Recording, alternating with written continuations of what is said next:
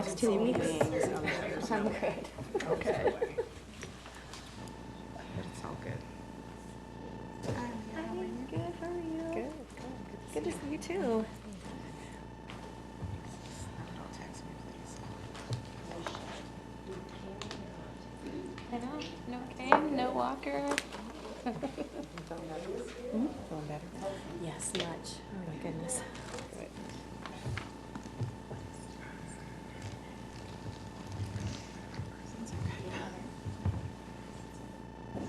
Well, he just got off a call probably with the governor, because all the superintendents were on a call with the governor. So I just left. Oh, it's been going on for days, not just today. Yeah, it's been going on for days. Yeah, it's quite ridiculous. It's quite ridiculous.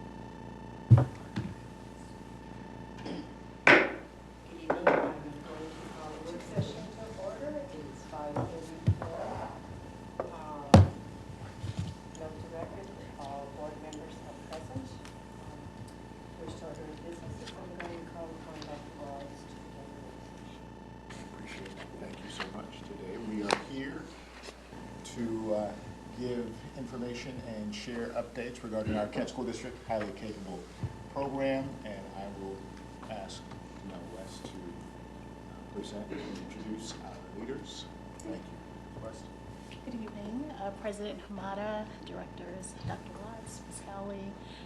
It is my pleasure to introduce Dr. Christine Corbley, who's our Director of Teaching and Learning, and she will introduce the highly capable staff and amazing members of this sort of blended team this year. And she'll also provide an overview of the presentation, so you'll kind of have an idea of how it will flow. Good evening, President Hamada, Dr. Watts, directors. So it's my pleasure to introduce the highly capable team this evening and to allow them to talk a little bit about the work that we are doing in the highly capable program. It's really fundamental to our three core values of equity, excellence, and community. And we will be framing that work around our discussion around that work, what our mission and vision is for it, where we have come and where we are today, and where we hope to go in the future with our program.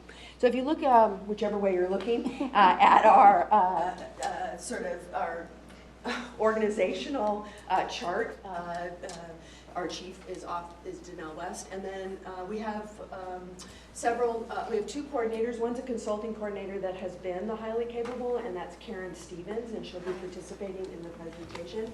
Our current coordinator of K-12 gifted programs is Amrinder Baines, who will be leading this discussion. And in support of that work, we have two program specialists.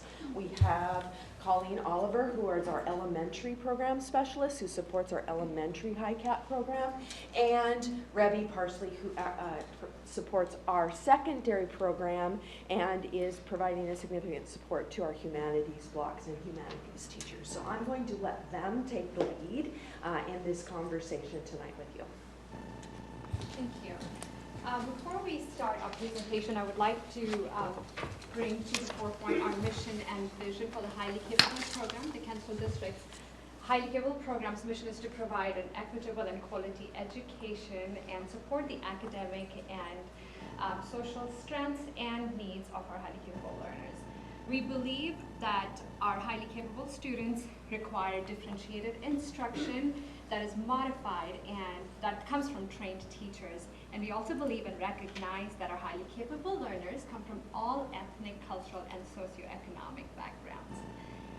provide a little background information, in 2013, the Washington State came up with a highly capable law, and these are the main tenets of the law, which states that access to accelerated and enriched learning is access to basic education for a highly capable student. So we have a moral imperative that we must provide an enhanced and accelerated education to our high-cap learners. Districts shall make a variety of program services available to our students, and the continuum of services shall be provided K-12, and we must provide ongoing professional development for our educators or students who teach in the highly capable program. The definition of a highly capable student as defined by Washington State law is that students who perform or show potential in performing at a significantly advanced levels than their peers. We must see outstanding abilities in students' general intellectual aptitudes and their specific academic abilities that also give rise to their creative productivities within a specific domain. Could be ELA, math, or any other subject. I will hand over to Karen, who will describe our journey. As the consulting coordinator, I've been the coordinator of the Highly Capable program for many years, and I was also the coordinator for ELA and social studies. So I was super excited that this year that we were able to have a full-time coordinator, and as I transition out, I'm doing the consulting role. And with that, I wanted to share our journey, having lived this. So our journey, this is really some background information for you. So over the past 10 years, we have made incremental, sustainable changes to our program that we believed, and the research told us, would help us achieve a more equitable program. And that really began in 2009 with our school board. Our school board really gave us this equity initiative. When you looked at our data, it wasn't showing an equitable program with HiCap. So from the school board and some impending state law we knew was coming, we started to do some research. And we went to conferences, we worked with our state leaders, and we researched models that would be another way that we could provide services that would serve more of our students, especially our traditionally underserved students. And so we did a whole year of research. And in 2011, we brought the models to a steering committee. We had teachers, parents, building leaders, administrators, all of us came together, and we looked at all of the research that we had gathered and of the different ways that we could expand and have a program, and we decided to use the cluster model program in our district. And we knew it was going to be a big shift, because before then, in our district, we just had self-contained Odyssey sites. We had 5 or 6 self-contained Odyssey sites. So we were going to move to a cluster model. We knew it was going to be a significant change. So we spent an entire year studying, having community surveys, forums, talking with families about the shifts. And then in 2013, nearly 4 years after our initial steps, we piloted. We didn't want to go full district with it right away. We did it at 3 of our schools. We piloted our cluster model program, in addition providing training for those teachers and getting data from the students that were in those classes and sharing surveys and information with our family and our parents. The data was really positive. So from that, in 2014, we implemented the cluster model in 3rd grade. And for all of our elementary schools, all 28 elementary schools had cluster models, and we decided to roll it up 1 grade level at a time. So in 3rd grade, then in 2015, 2015, 4th grade, 2016, 5th grade, and 2017, we rolled it up to 6th grade. And by 2017, we felt like we had made some really significant changes in our program. But what we looked at is some schools didn't have kids identified. And we realized we were still using district-based norms to make decisions on who we would identify for services. Even though we were providing a school-based program, we were looking at district data. So at that time, we implemented using our site-based norms. And what we this was a recommendation from the states and some of our scholars, and what we wanted to find were the most highly capable students in each site. And we had really positive results with that. And then in 2019, the state added some money and some that we needed to use that money to really work on identifying our low-income students. And we're going to share in the next slide sort of the steps that we've taken to meet that mission. All right. So as Karen talked about, over the last 10 years, we've made some programmatic shifts in order to be more equitable for our students and to be able to provide a service model that traditionally underrepresented populations have not been able to access. The national research shows that there are really 3 main barriers to our traditionally underrepresented populations to access highly capable programs or gifted programs. And those barriers are the referral process, the identification procedures that we use, and the assessment tools that we use in order to determine if students are in need of services. So our team is going to now talk about and highlight the practices that we have put in place so that we can help the practices that we have put in place to help our students overcome these barriers. And I'm going to start with referral. So when I first started in HiCap 7-8 years ago, and I would look at the students that were referred for HiCap, I had very few students of color. Even if we picked every child that had been referred, I still wouldn't have an equitable group. So we had problems in our referral process. And it was typically either teachers or parents only did the referrals. And kids were being missed. So one of the things that we did is that we really tried to help teachers understand the traits of HiCap students. Some teachers would say, well, he misbehaved, so he can't be HiCap. And I'm like, a lot of our HiCap kids are challenging. So we really had to do a lot of work with our teachers to understand how to identify HiCap kids. So that was some of our first work.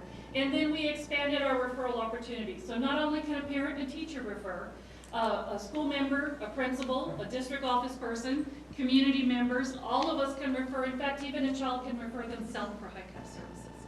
So that was sort of our expanded referral opportunities. And then we felt like we weren't getting the advertising out. So we have it now on our HiCap page, but also the KSD main page. It pops up. We have it on Peach Jar. We put it in our school newsletters, district main page, all of those ways. And we do it in multiple languages so that parents can all access the information. And we mail a form home with all of our students, so in the lower grades, especially when we make it available for our intermediate students.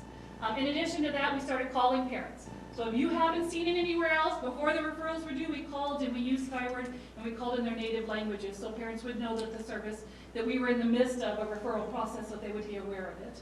And when that didn't catch everyone, we had universal screening at 2nd grade for a long time. And then last year we added it at 6th grade. So every 2nd grade and 6th grade student not already identified is tested and receives is considered for HiCap services. To continue with equitably identifying students, we did eliminate cut scores. Cut scores would be, if you're 95% above, you get to be in this program. 70%, you get to be in this program. What we did instead was we created multiple measures that we look at, multiple data points that would give us a broader picture of our students' ability. Once we incorporated these multiple data points, we were able to identify more students in single domain, which is ELA or math, in order for us to provide services for them. We have also strengthened our partnership with ELL and IE. An example of that would be having them serve on our multidisciplinary selection committee. Their expertise in twice exceptional children, those are children who might have ADD and be gifted and talented, anxiety, so there's 2 exceptionalities. And also children who are making rapid language growth. They pull these children out and make sure we don't overlook them. As we move forward in our program, we will also be continuing in the placement of our Promise Scholars in order to move towards that more equitable distribution in our program. Another important barrier to equitable program services is assessment and these are the steps we took to overcome that. Use of portfolios for appeal. So every parent whose child does not qualify or get identified in the highly capable program is also sent an appeals form. This parent can appeal the decision, but with the appeal, they have to turn in a portfolio of work samples. We know that some students do not do well on the assessments itself, and this is another data point that we look at for equitable identification, because maybe they're showing work in the classroom. It's a safe environment, the classroom. They're showing the potential, because it's always about promising potential. We use alternate languages on the COGAT, so the directions to the test can be in Spanish and 5 other languages, but Spanish is one that we've widely used in our schools. School day testing at their home schools. That's an important one because our neighboring districts call-in Saturday for tests, for COGAT tests, but we provided opportunities for our students to test during the school day at their home schools. We use multiple assessment measures, not just the COGAT. Our law says that we cannot just use one data point to get a student identified, or one data point to keep the student from getting HiCap services. So we use multiple assessment measures, the COGAT, the iReady, SBA, any class data, and also the parent survey and teacher input is really important. We look at that as well during our identification. The use of district and school-based norms have really helped with the assessment piece and overcoming barriers to equitable services as well. We've done all of these changes and we continue to do these, and I'll hand it over to Remy to talk a little bit more about what has that resulted in. Okay, so the next two slides highlight the shifts in representations that we have experienced over the last 10 years. So I'm just going to talk about how you read these slides, because in a minute you guys are going to do a deeper dive into the data and engage in an activity with us. So this blue graph here shows us the 2009-10 data, and the dark blue bars are our HiCap population, and the light blue bars are our KSD population. And those are in percentages. The table below will give you the exact percentages that each bar represents.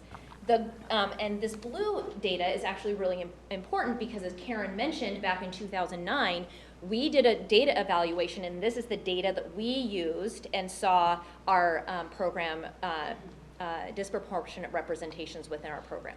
The green bar graph here is the same information that is on the blue bar graph, but it is for 2019-20 school year.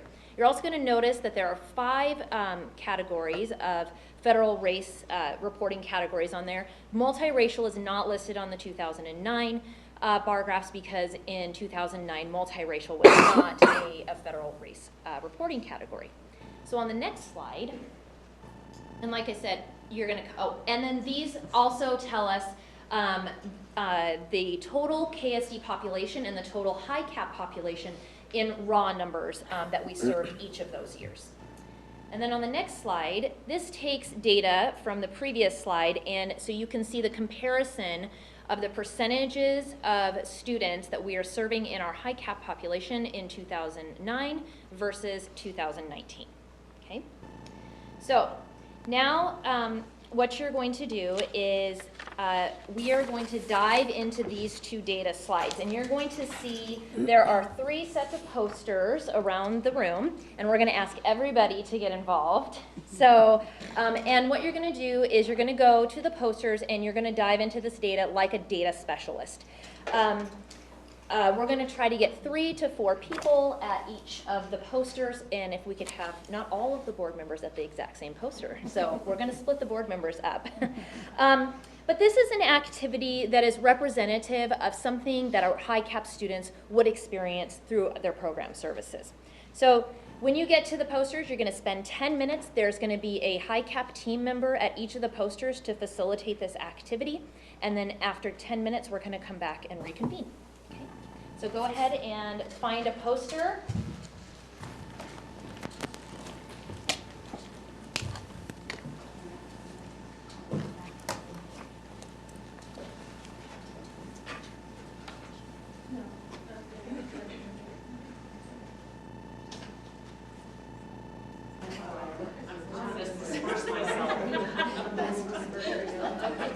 Good. Okay.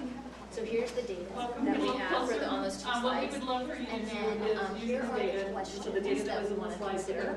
So one of them is, what are the patterns do you notice in the data? So here's that data. What is revealed when we analyze the data over the 10-year time frame? What factors contributed to a more equitable HiCap program service model? So you're going to talk about the things that we talked about. And then based on the data, what questions still be? So I'm going to let you guys discuss and talk, and then when we get to 8 minutes, if we don't have anything written on the poster, then I'm going to say we got to write something down. Based on the data, what questions still remain, and what patterns do you notice? So, you're going to record questions? And you can take those down. So any pattern, what pattern? And, I mean, I see that the populations of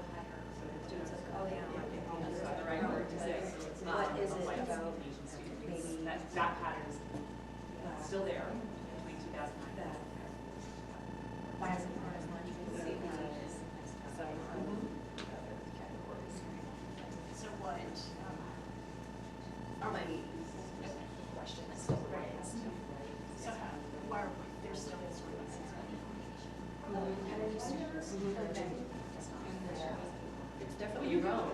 My wonder is, multiracial was captured, I guess, because the students existed. I just don't know how they were categorized, right? Different schools. So were they categorized as white or were they categorized as? There are 5 sites in our district that provide policy services. So how does that make a difference? Does that matter?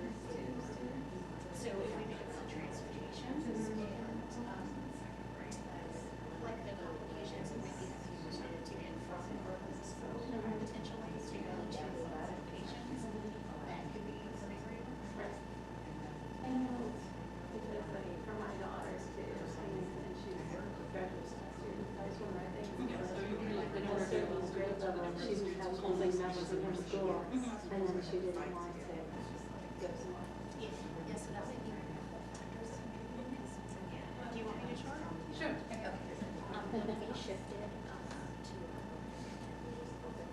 sponsors to these sites. One of the things that we did was we wanted to bring students to the policy programs to services because they want to. And so we already have services in every single elementary school. We just don't have the numbers. So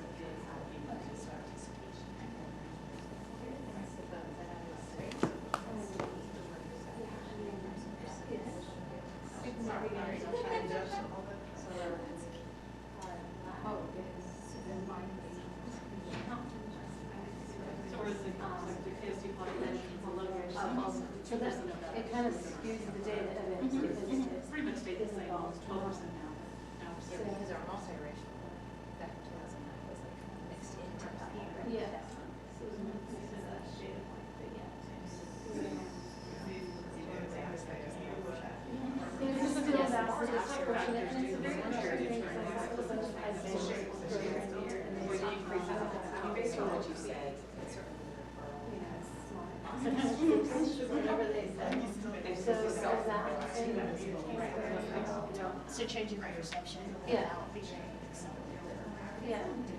I'm gonna let Rebby. She's been in the district secondary. So let's put it on a Yeah. question, but, we are, I would say, and I don't know, we haven't taken an official program with our students. Definitely. So that were delayed. Attempting at least to find out the answers to that one. But I think that as our service model progresses, those students are beginning to. We did in Because there's actually benefits that the students are receiving to services they receive. You were using it, you absolutely were using it, but the data didn't show. And they've done a lot with it since then, so we'll just reconsider. I can't remember her pick. You know, the word, it's different. And if we think about our students transition to high school, it's just dealing with that shift.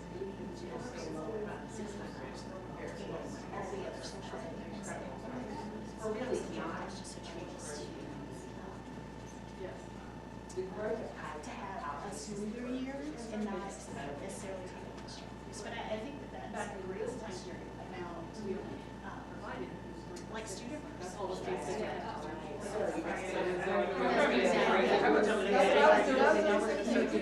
Yeah, definitely. It's still, I'm not sure to be done. So really, those are some of those. Sounds good to me. Yeah. Looks good. So, it sounds like they do follow the numbers and, they call and stuff, and so, And we have seen shifts, just they're not there yet. They're not there. So I don't know if this would fall in there, but I was just thinking, so my son is a senior in high school and he graduated. So I'm just wondering, did you do that? Or is it just referral to the high camp program? We have a district acceleration cost. So students would access regardless of their grade, students can access the acceleration grades. But it has nothing to do with. You can access that policy regardless of grade. Okay, so it's. or something. It's be lost on time. I'm sorry, there's nothing we can do about it. But, so I was wondering, is it social studies or is there history? So we don't have hard course. I mean, we do have some course that we started to look at. We have kids that may like I thought it was third, but it was a schedule after school too, and so, and then we could want to do the fires and that. But they learned English from level 1 to level 4. They're not, they may not be on the level assessment, but there's other videos that shows that. So we do start with some segmented pieces, but beyond that, then we look at. Yeah, so we have found that scheduling at the middle school and high school level definitely can be a barrier. And we, But I will say, even since we've really been rolling out services at the secondary level, probably for the last the idea is like three full years is when we've been really rolling out those services. And so we've identified those and we are working with administration teams to be able to, because we want to be able to guarantee services for high school students at the secondary level. I just want to ask the question. And it's actually not that, because they ended up having to hire another teacher. No, we serve everyone who qualifies. She's like, the principal was like, he wants to schedule like in October, things like that was a board member. So I guess that would actually be a time over time as they increase. But If you think about so this that's- cluster that is so program, interesting. those kids They're all are, you know, we fixed. train kids every single day. Those kids are going to get classes, just make sure. It's like, I didn't find those kids, I just identified and gave you services for them. So, patterns, I mean, I noticed a lot more kids in ICAP, just in general. Yeah, if you look, yeah, we went from about 2% serving, from about 2% to 7.5% serving district. Different assessments, assessments that might assess creativity versus. From, you know, when I heard too, it's ICAP classification. And I think you might have.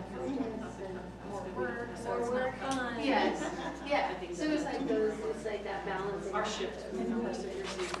It's in some districts, in the previous district, actually two, and they both had very different results. In the second day, When parents choose or receive the Odyssey program, we would always say, your child is so they identified. then automatically enrolled, and it was highly capable, And if you know, it wasn't called An accelerated course. Yeah, an accelerated course, so that They didn't want to leave their home school. experience that. They didn't want to leave, No. you know, and go to another school.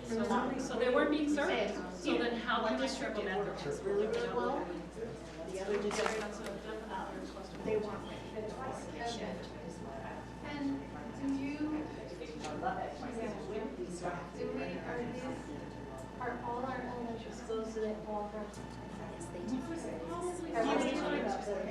Not that long. Yeah, so I would say probably 2 or 3. kindergarten, we State's done more so with- by law, we're required to provide services in kindergarten. So what we do is we test our students and do our identification process in November and December so that we can start providing services for our kindergarten students starting in second Well, and I think it's. in first and second grade, students are identified in the previous school year and they're placed into Special ed, ELL. in second grade, we do the screener for every student, so we can also screening in second grade. And then in third grade, that's where our program splits, where we have multiple program options. So that's where we have our cluster program, and it's at all 28 of our elementary schools. And then we have our Odyssey program, which is a district level program, and students are identified for that, and it's based at 5 of our, so it's Bridgewood, Lake Youngs, Sunrise, Kent Elementary, and Grasslake. Basically, the way it works is that there's one elementary school for high school. So we try to keep the students within their high school feeders. So regardless of which elementary school you're going to, if you're going to go to Come to me. Odyssey school, Music and art. Most are all schools that, for my kids, were in elementary. We have had some parents in, Like training the disabilities, CDAs and music or some things that they written in their videos and podcasts, and we've got all kinds of things like that that come in during the meal. Well, on your test, well, we'll send you, but I can't. And then when we go into middle school, this is our first year of full implementation with our humanities module. So they also have access to an accelerated, either a single or double acceleration for math course. So students that are receiving math services can either receive pre-optional or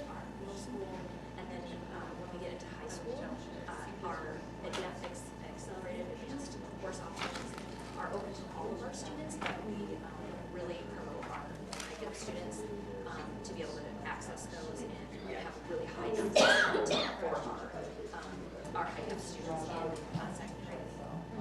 It's like 98% accessing the advanced. No, at the high school level, accessing the advanced courses. We haven't done a lot of questions. We've done a lot of good information. It's okay, yeah. We want to write just one pattern. Was there one pattern? Something on each section.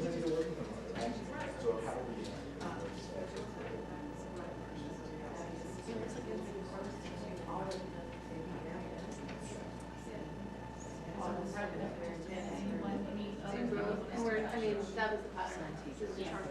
More students would be just getting that opportunity and,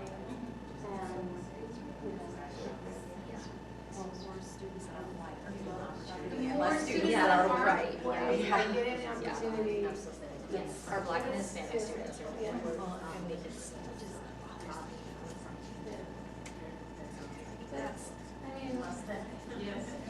well, and we look at the district level, 12% of our district population is Black. I'm a class or teacher. 12% of our high cap students are Black. And so we aren't there by any means yet at all. Yeah. But that's, I think that's a good comparison to, like, what is our district? Like, no, absolutely, yeah. So if you look at our district level data and compare it that way. Yeah.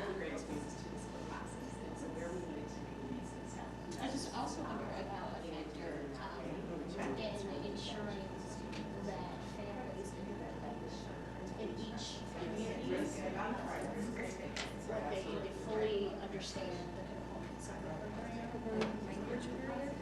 Language barriers are just,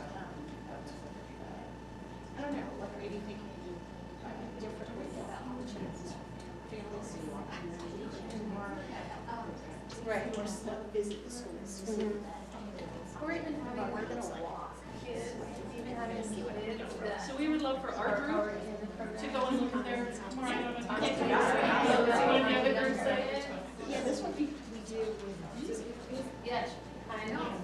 We are going to do just a quick gallery walk, so if you could shift, let's see, what are we, clockwise to the other poster, and just read what the others wrote in each of their boxes.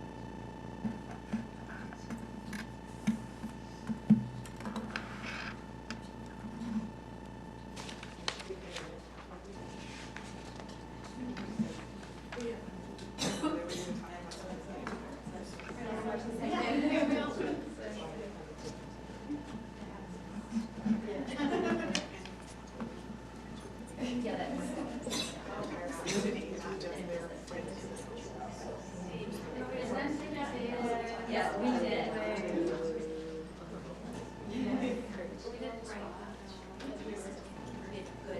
Good conversation. Yes. That's what it's supposed to do. Music demonstrations. Thank you, guys.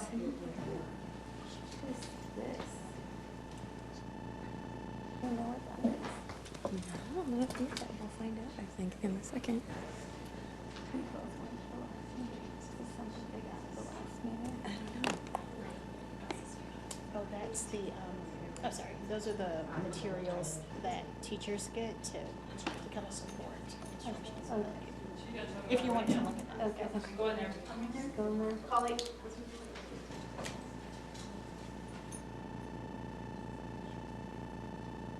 Come on, Amanda. Come. She's in her element.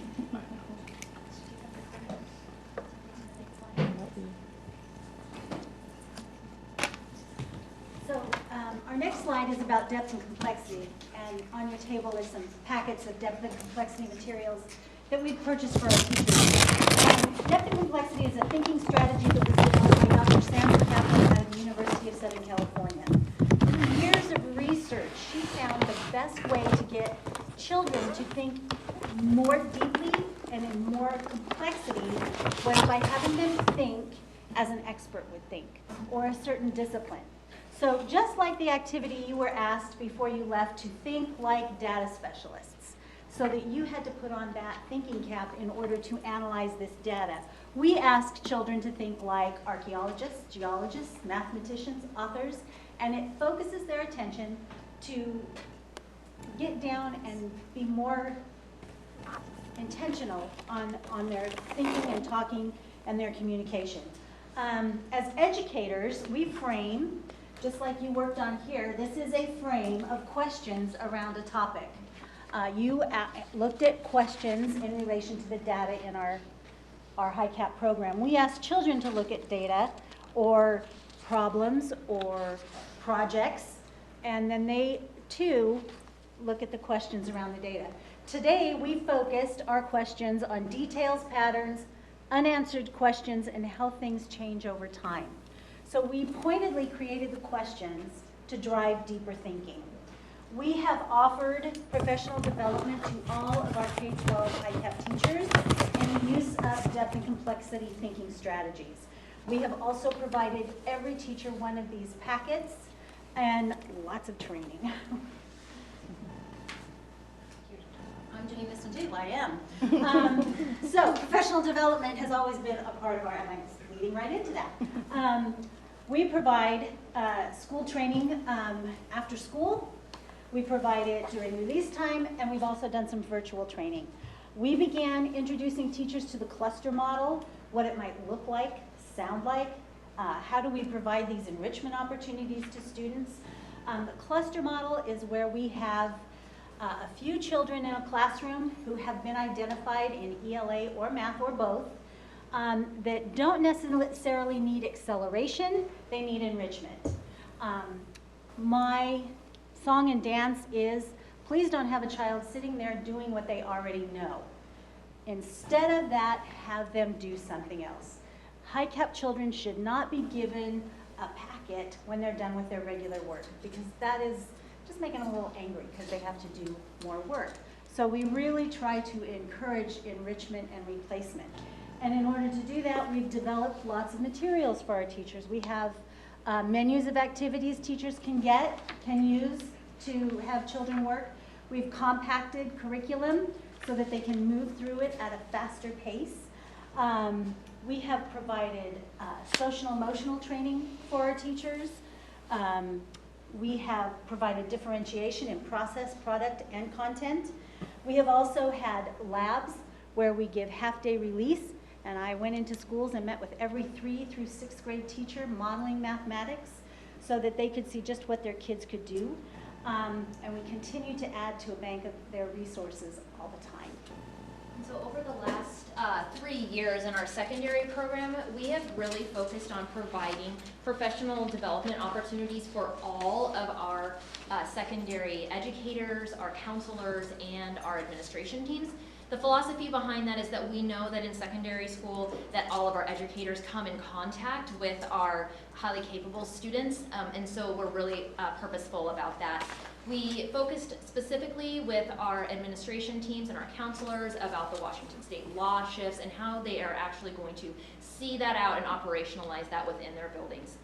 For the middle school humanities, that we have a full rollout this year, and I have 20 middle school humanities teachers in the district, and we provide intensive during the day professional development for all of these teachers about how to meet the academic and social emotional needs for our highly capable students, and really focusing on instructional strategies about how do you do this in the classroom. And then in Talk 2019, we had several sessions for our gifted education, and we're going to continue hopefully to do that in our Talk 2020. To add to that, for our K-12 professional development with advanced depth and complexity professional development, we've also added content imperatives for our secondary schools just to amp that rigor up. We continue on with the differentiation strategies. Our ACE professional development is offered once a month. After school, we continue to have our Odyssey trainings as well. Our PEEPS training, which is for the kinder teachers, is on the journey of going on Canvas so that teachers can access at any time according to their convenience. One other thing that we've done is coaching cycles. So our specialists go into schools and they either do like a whole school professional development or they work individually with teachers. They go in, observe the teacher, provide feedback, they co-plan with them, and then they share strategies that they see will work with our gifted students. We know that if our gifted students get bored in the classroom, they could also disrupt the learning of the classroom. And we just want to make sure that our highly capable students have what it takes for us to keep them going on that upward trajectory of learning. From here on, I would just like to point out that because of all the progressive work that we have done in our district towards equitable identification, we were invited to present at the National Association for Gifted Children in 2019 last year. And based off of that, because it was nationwide, we are invited to present at the WATAC conference, which is our state conference for the talented and gifted this year in October, so we'll be doing that as well. Just some of the things that we're going to go from here. Community engagement, we have parent engagement nights, two scheduled for the end of April, right after identification is done at two different middle schools, Northwood and Meridian Middle School. And we're inviting parents to that as well if they have any questions. Transparency, I think, is key here. We'll be providing parent newsletters. We're in the process of doing that. Ravi already mentioned about the Talk 2020 conference and then the WATAG. We know that our work is not done here. We still have a lot to do, and we know we can and will continue to provide equitable access to education for our students. With excellence, we're looking at identifying and supporting our twice exceptional students and providing social and emotional supports for students through collaboration with student services. We're currently doing a book study with our counselors, and next year we're going to work closely with the counselors to pull groups of high-cap students and talk about their social and emotional needs. As for equity, we're going to continue on with our Promise Scholar program. We're moving towards prescribed portfolios for K-6 appeals. Right now, when we have appeals, parents appeal, they can provide any work that the student has done. Going towards prescribed portfolios will level the play field for all students, whether the student is from a 98042 or a student from 98030. So it doesn't matter what zip code they're in, they will have equal access to that. We're exploring other screeners for identification, such as the NEGLARI, which is the nonverbal abilities test that will help us identify students in poverty and our ELL students as well. We've added portfolio identification for our secondary schools as well. That is new this year, and we will continue to do that. This is the first year we've added teacher survey and parent survey to the secondary identification as well. I would like to hear if you guys have any questions of that. Right off the bat, do you happen to know how much the legislature put in this year? The dollars that they put in? What about it? Towards the high cap services, it is close to $795. Almost $800,000. Almost $800,000. To each school? No, to the district. To the district. And it's not based on the number of kids we identify, it's the number of kids in our district. So based on the number of kids in our district, the state gives us per pupil allowance per se, and then we can use it across to provide services. And that does really grow. When I first started, it was like 200, and over the last couple of years, it's grown quite a bit, which allowed us to add stuff. So that's to the district? To the district. To use for all of our services. Can you tell us how many clusters you have and how many elementaries and how many? I think Odyssey only one, right? No, Odyssey, we have 5 sites that have the Odyssey program, and then all 28 elementary schools have a cluster models at all grade levels. Okay.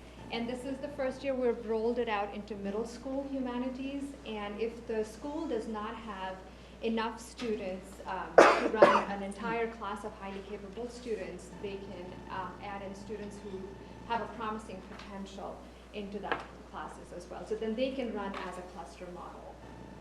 So does the cluster model have the same type of design? Because I've seen it in some schools do it really well.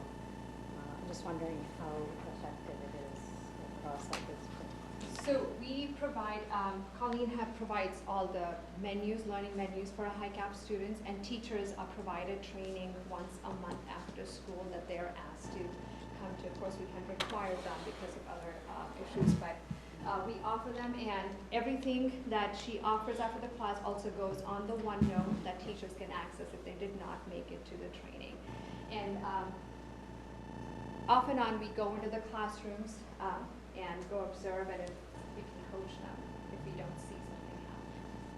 Or if we hear, if we have concerns or we hear concerns from a building, we can work with that school to provide some extra services for those teachers to meet the needs of the kids applying for high-cap services. So, and if teachers didn't come to after-school training, because it is optional, but we do pay for it, we pushed in. So if you're not coming, we're coming to you. So we pushed in and did services at every one of our elementary schools to train for teachers. Can you enlighten me, help me understand what cluster system would actually look like? Because I'm not even familiar with that terminology. So cluster program, it's called the ACE program, Academic Clustered Enrichment. What happens is the students who are identified because of their strengths in ELA or strengths in math. Remember, Odyssey program is one where the student is identified for ELA as well as math.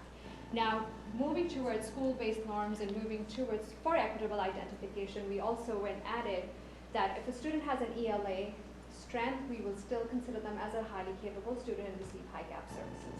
Now, those students who are identified are put in one classroom where the teacher is specifically trained to teach those highly capable students, and the professional development centers around differentiation for these students itself.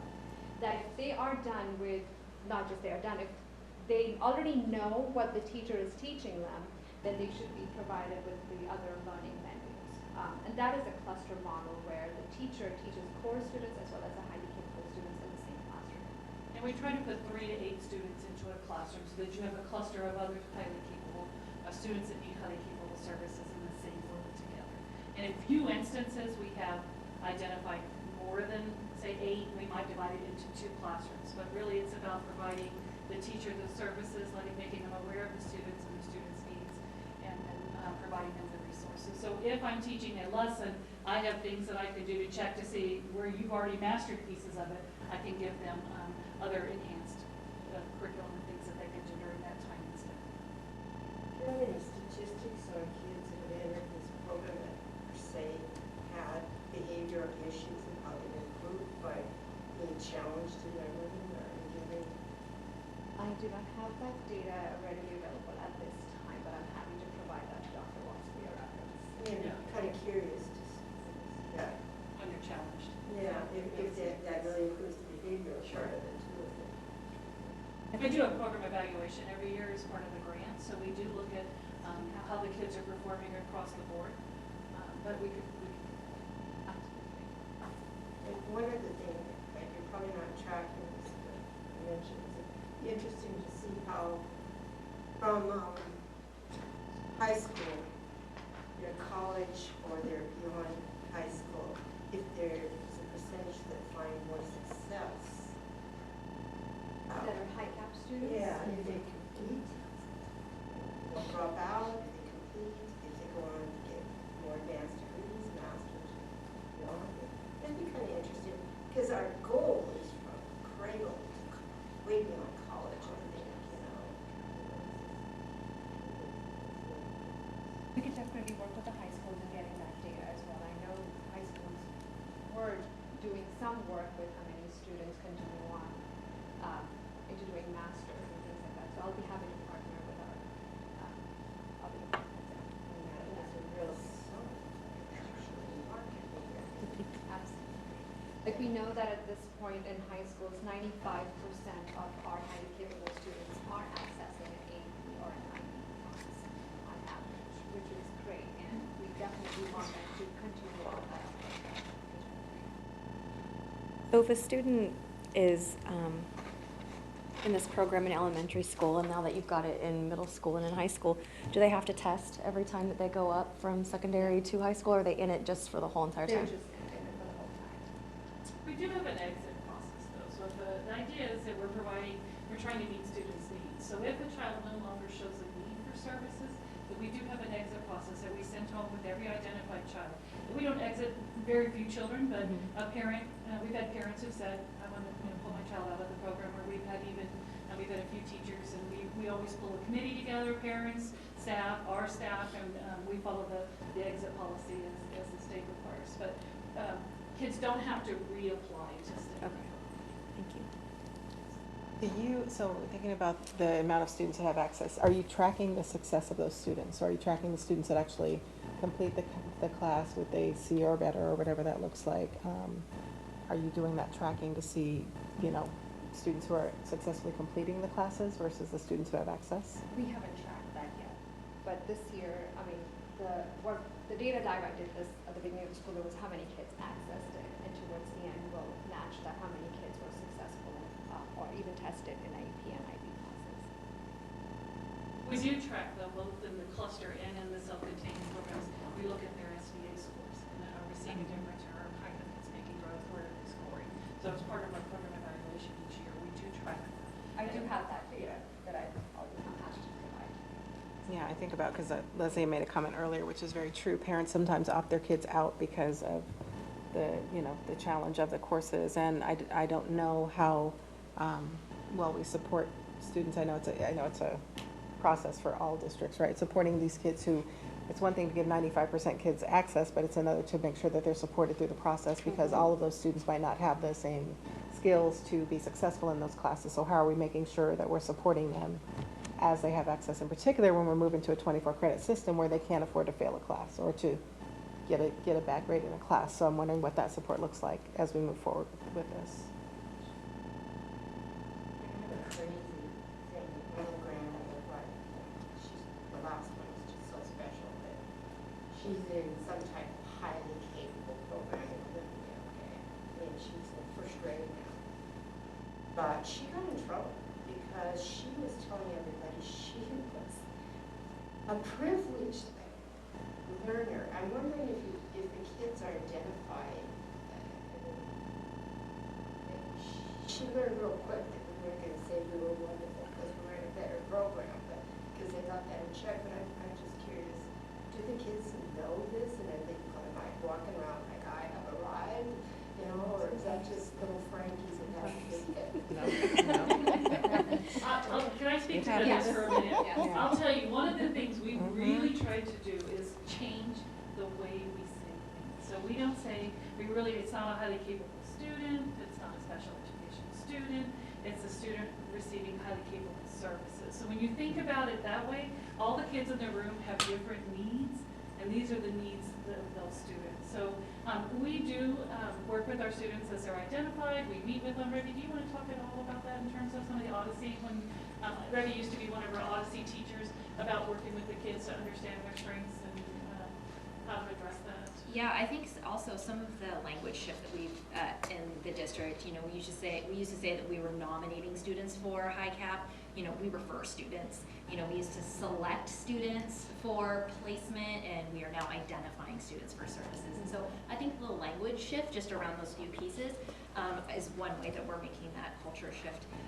But within the classroom, I think that especially at our Odyssey sites, that the family collaborations and the student collaborations that we do are shifting the parent understanding of what does it mean to provide services for my students. So we're really focusing, I know, in the classroom on, it's as a service-based model. It's not like, oh, I've gotten into this elite program. Thinking about the characteristics, the attributes, as we did our gallery walk, and we talked about the fact that language is important. I've heard us use referral, and that makes perfect sense. I also wonder, what are are the attributes that we are in our referral process that might help it come closer to the recruitment process, much like we look at attributes of athletes or musicians or dramatic artists.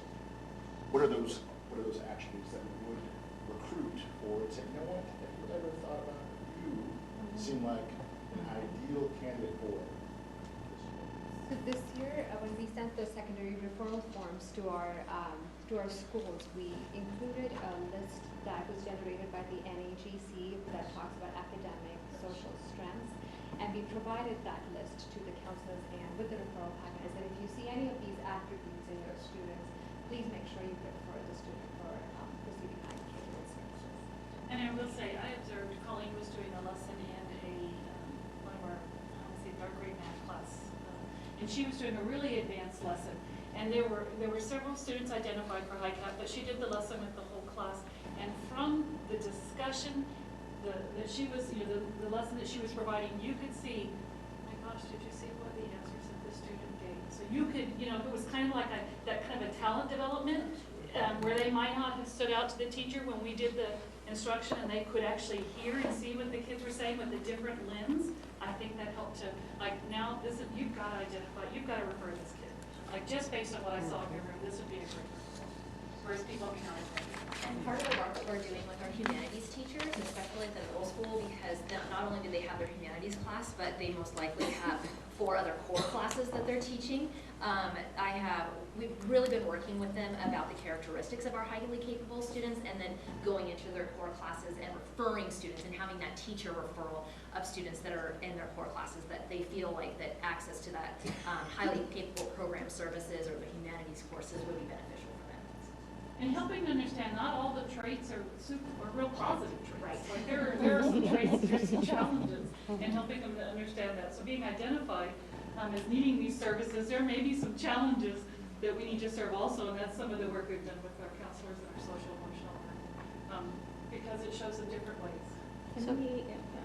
Can we identify, looking at this equity sheet with the referral identification assessment, can we kind of do a assessment of where we're finding most of our students and how that was in the past and how it is now?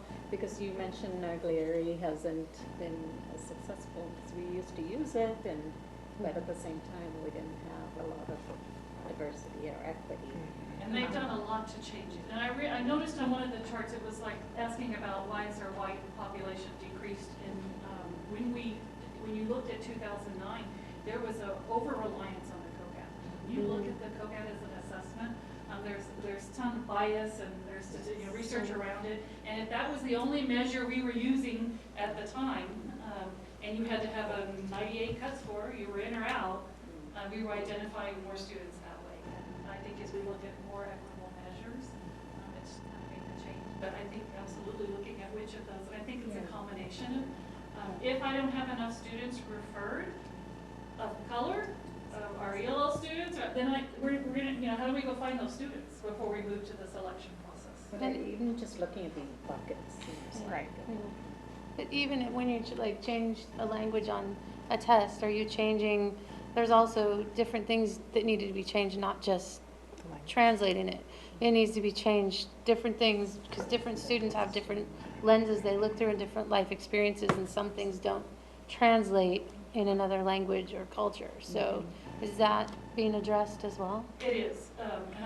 The Naglieri, the new Naglieri is a nonverbal test, so it doesn't have any language within it. And that's what we're looking at, I think, for next year. But even with the COGAT we give now, it has a nonverbal section, and we pull that data, we separate out that data. No, just that the non-verbal abilities test pays a lot of weightage on the non-verbal side of the test, and so that'll help us identify students who've not had equal opportunities as some of the other kids as far as access at home is concerned. Right.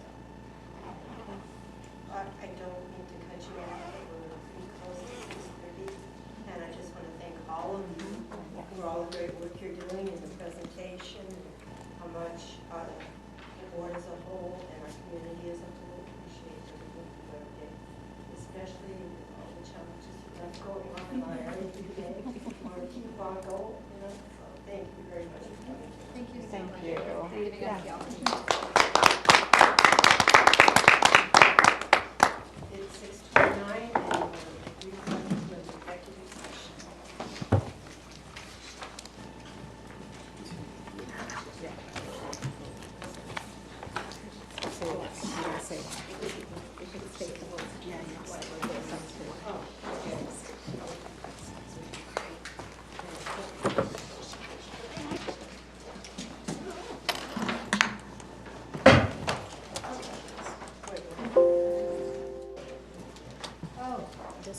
All right.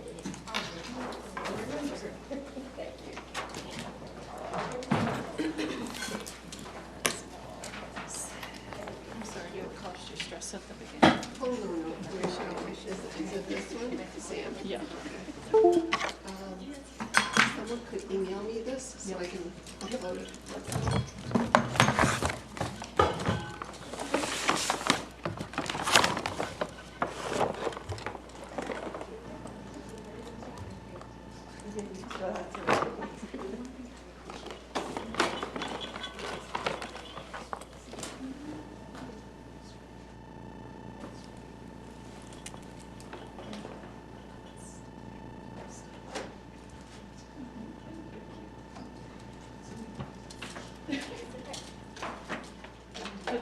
Put that down first, baby. Down right there.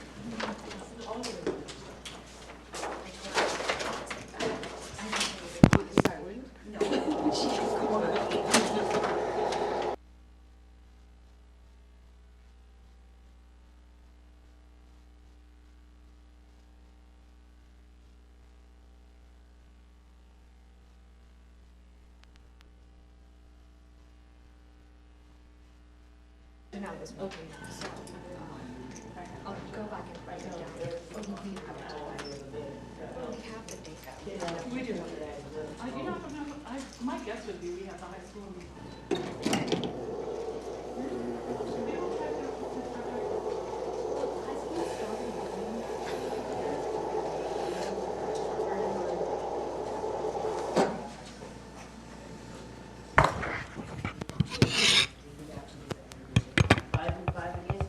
Pardon?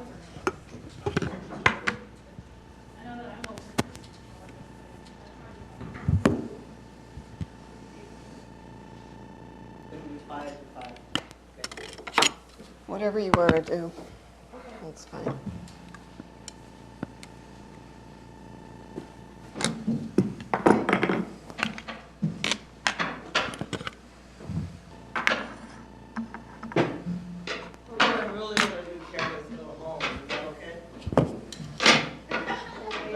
Only if I can. For some reason I had a feeling you were going to say that. Honestly, people who beat the bricks with them. We might still be recording too, by the way.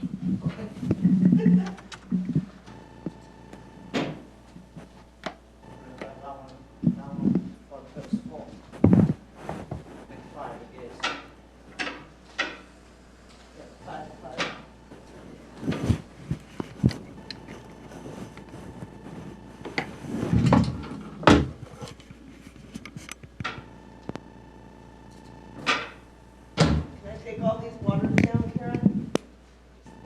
Okay.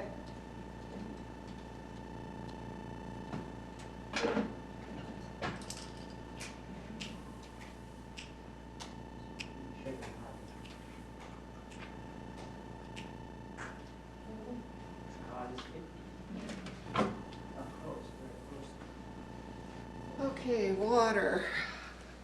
I think one of those was open.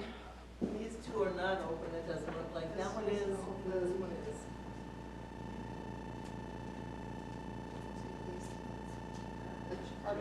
Garbage?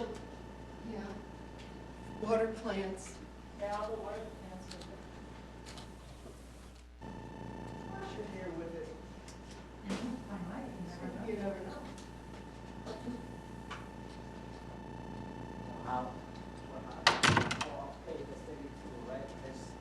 Is this enough chairs, Karen? we just, hey, yeah, we speak to you later. Oh, after, yeah, I take care of this.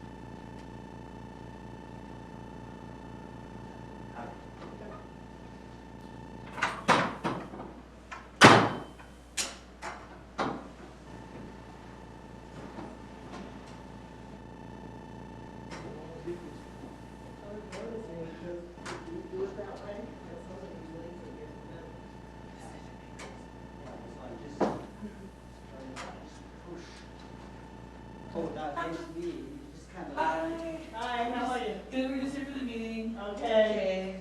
Don't mind us.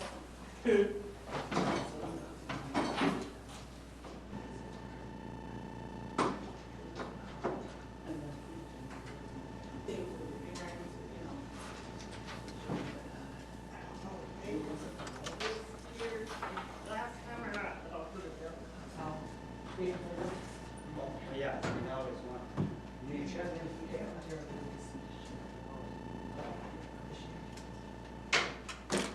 Wonder if she'll see us.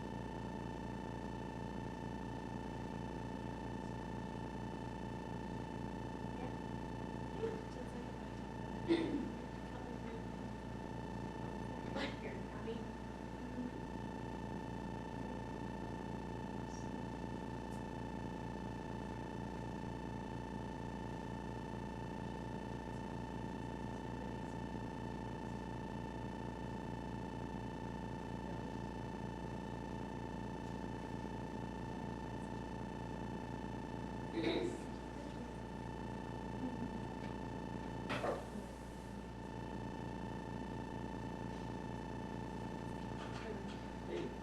are you? Good.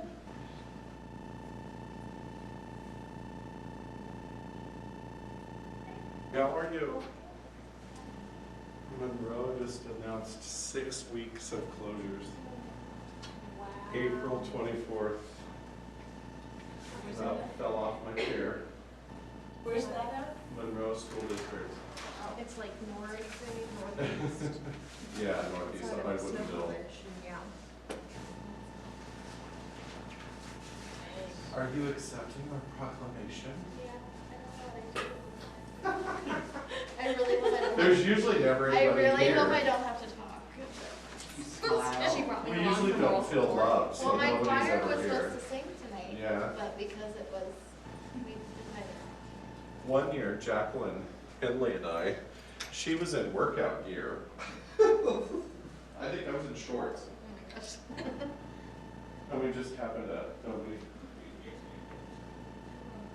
Well, you just go up and accept an award, they read it properly. I'll go up there with you, if I'm still here. Need to help me into, if I'm still there next year, like, I want to help you.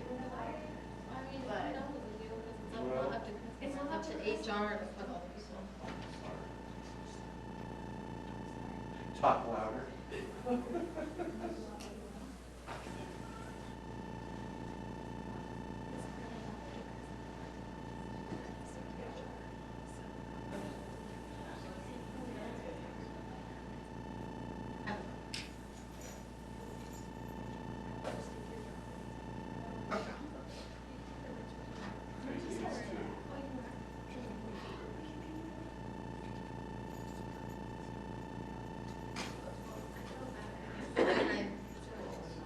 Jordan announced it at the concert. His kids were like, "Put out the gate, told them yet." Like, had such influence with him, so he wanted to like say something, like, I get it, but he was under the small one.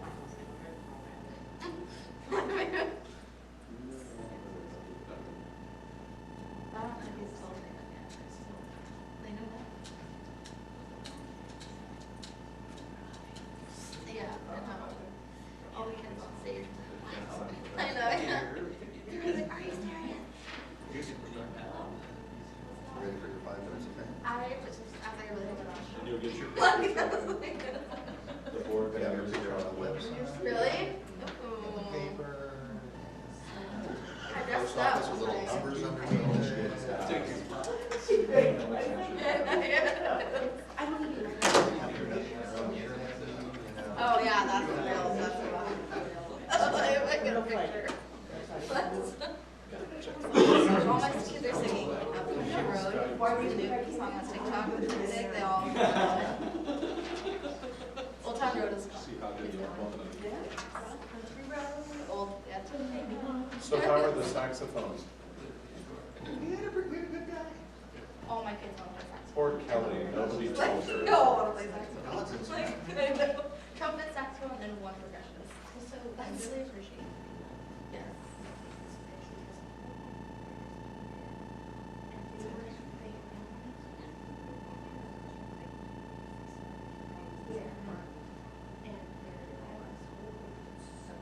And they're gonna have a lot of fifth graders, which is so exciting. Just remember, Yeah. we can have Like, classes they- set up to where they can enter in middle school, and they can enter in high school.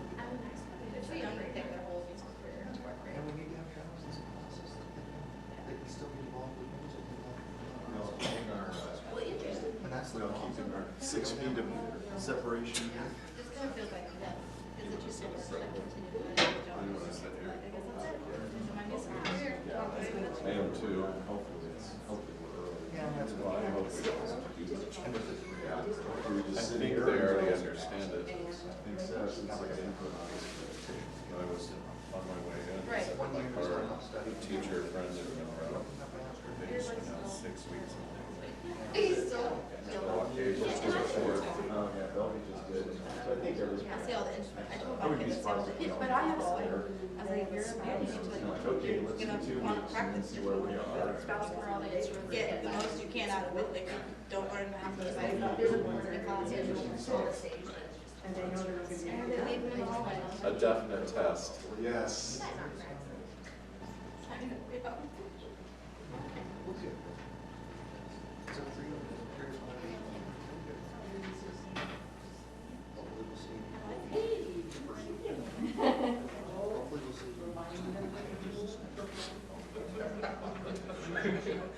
How are we gonna do 30 minutes if I have 4 times a week? I would love. Excuse me? How are we gonna plan 30, 4 times a week? What do you mean? How's that look? Monday, Tuesday, Thursday, Friday. You'd have, ideally, that's what it was, but ideally you'd have it at the same time every day. Proclamation. So you would see your first graders at 9 o'clock every day. Sometimes you-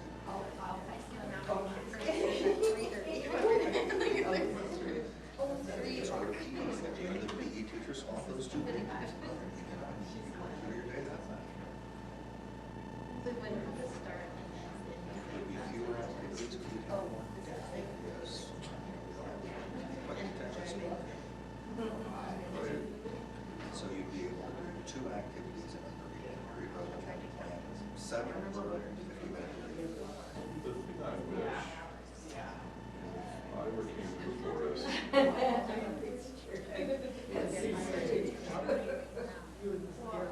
like every principal has a schedule.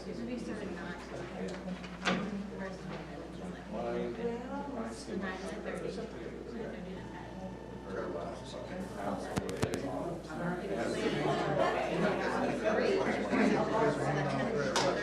And Tuesday, Fridays, Tuesday, time better. By 2:30, I get my kids at 2:20. But by 2:30, I have like little flowers. They're asleep. The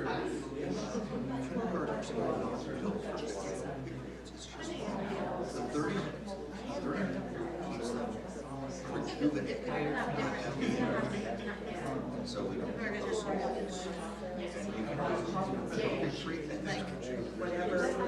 Movement exercise, you do a learning exercise, and you do a review of something. It's a good 30-minute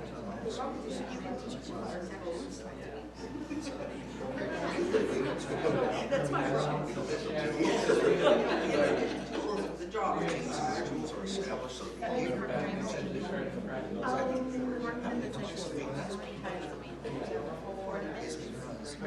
their regular lives, it's an everyday their routine.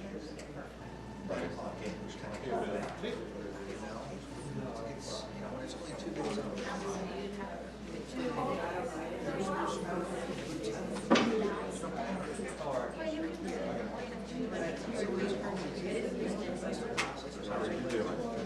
Good, how are you? Good to see you. I think we, This is what we do, this is what we do right? now? Keep our 6 feet of separation. I gotta do my homework here and then I'll come chat with you. No, it's good.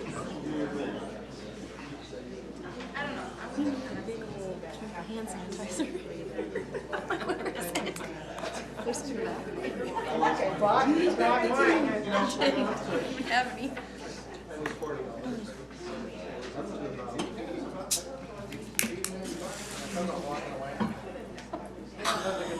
Let's have some excitement. Let's have some excitement. That's how they make it fun. I don't even know what happened. I didn't even shoot me. The restaurant was good. So I went over. Well, that was interesting. We might as well have some fun, right? There's the one. We made a mess actually while drinking it. We're sitting in the dark. So it was good. That whole experience was good for me. I watched all the Inside. I forgot, it's over here. It's inside, isn't it? No. Sorry. I'm like, y'all are sitting in the dark. That's not gonna work. Oh, that one. You're good. Sorry, no, it's just you. Okay, thank you.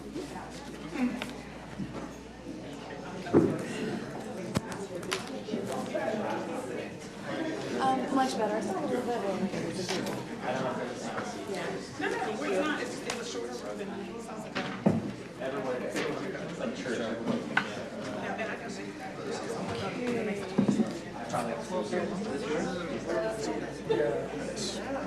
did board 1, 2, 3 for you.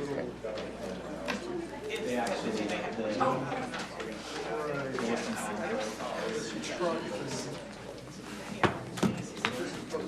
Yes. Please. Well, most of the ones, they don't want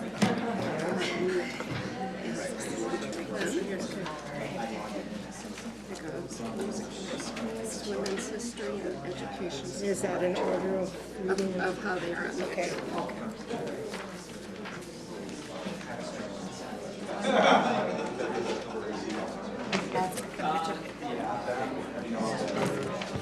Okay, good. Good evening. It is 7:02 and we're calling the regular board meeting in session.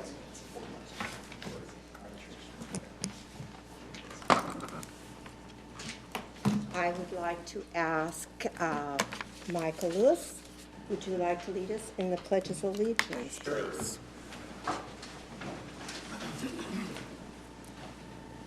I pledge allegiance to the flag of the United States of America and to the republic for which it stands, one nation, under God, indivisible, with liberty and justice for all. Well, I'm glad you all ventured out this evening. I hope you're spreading out because we're supposed to have some distance between us. We got lots of seats so we don't have to cluster. And I hope we're all doing the elbow touch. And these are serious times. I'm not trying to make light of it, but I'm glad to see all of you here, and I hope you all stay happy and healthy throughout the year. This is a meeting of the Kent School Board, which is held in public to comply with the Open Public Meeting Act. I'm going to go over and unfortunately read this again about the process for audience participation. The purpose of the board meeting is for the board to conduct its business in public. During the meeting, the board will listen to, but not respond to, comments from visitors. Those wishing to comment must complete a comment card, and we have several up here already, and give it to the board secretary, and that's Miss Holly down there, before the meeting begins. And please kind of pay attention to this, because I keep reading this, but I keep hearing people not hearing me, that we would really like to have these up here before 4.0. And if you wanted to speak to something on the agenda when you see those numbers, if you will put that on your cards, then you can speak prior to that, okay? You'll be called up for public comment. No cards will be accepted once presentations have begun. Abusive public comments personally directed towards staff members will not be tolerated.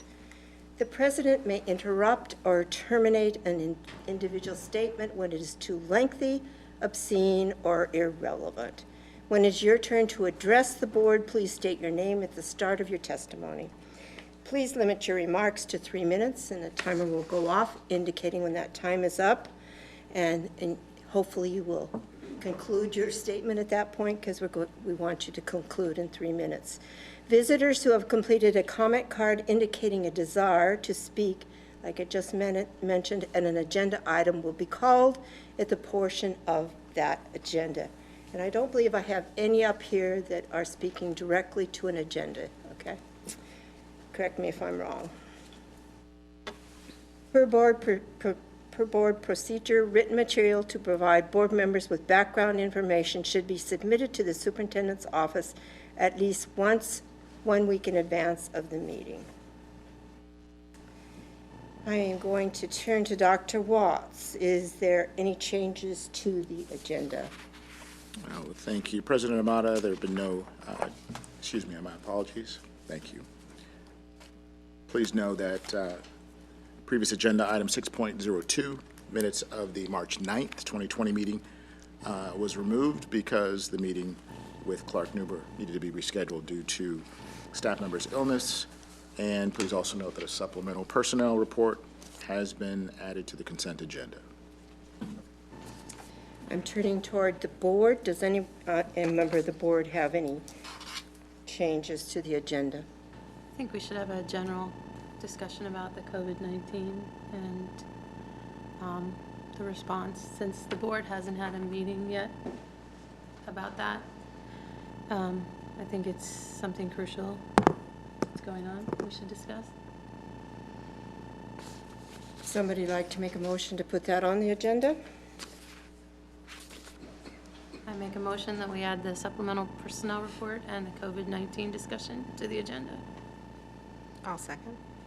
It has been moved and seconded to add the COVID-19 to the agenda, and that would be what?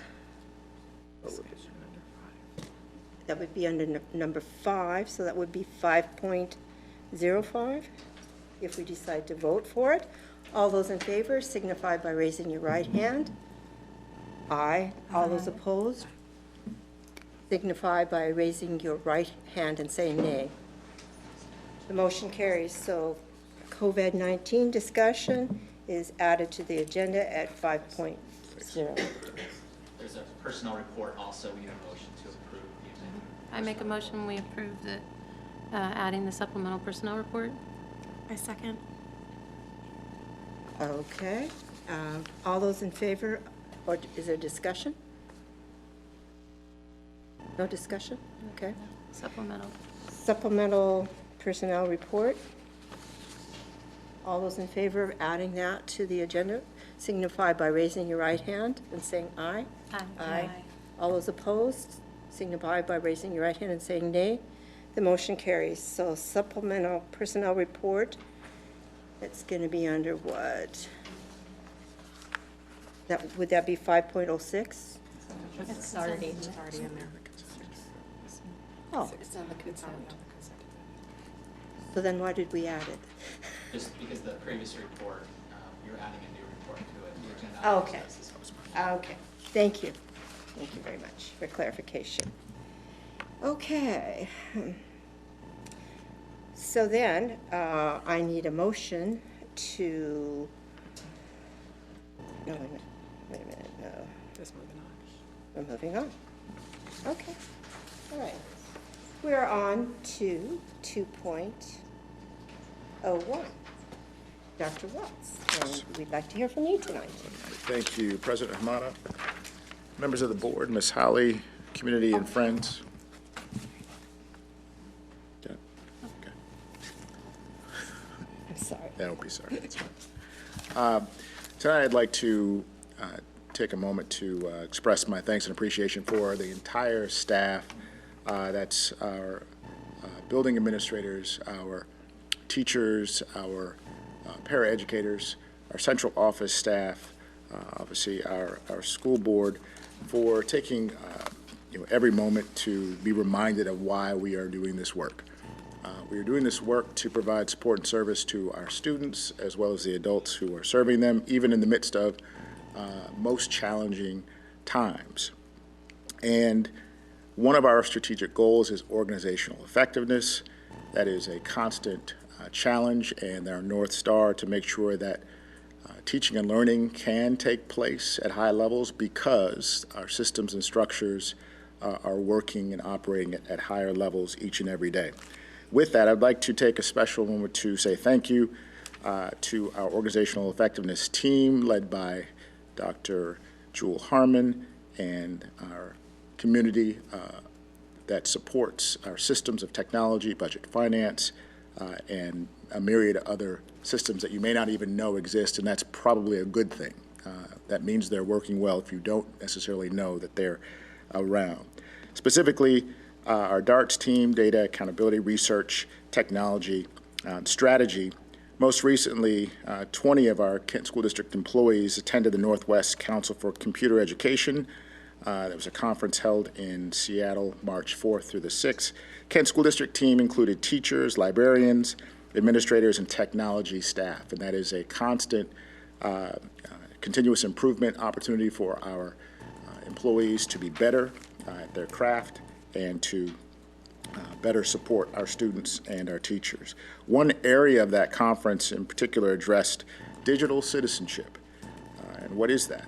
That is the opportunity for us not to just understand why we use technology, but more importantly, how and how well we use technology. The need for adults to shift our mindset regarding two separate worlds. That's the world that we live in, reality, and the cyber world, the world that we often live in using a handheld device that we still call a phone. Common sense media, in fact, does help us, and one of the foremost leaders, Sue, stressed that our children are living in both worlds at the same time, and we should work on integrating that information into all content areas at every grade level to the extent possible. One other area that supports the effectiveness of our organization is nutrition services, and we should note that U.S. Department of Agriculture, Food and Nutrition Service, through the U.S. Department of Agriculture, sponsors what is referred to as Fresh Fruit and Vegetable Program, FFVP.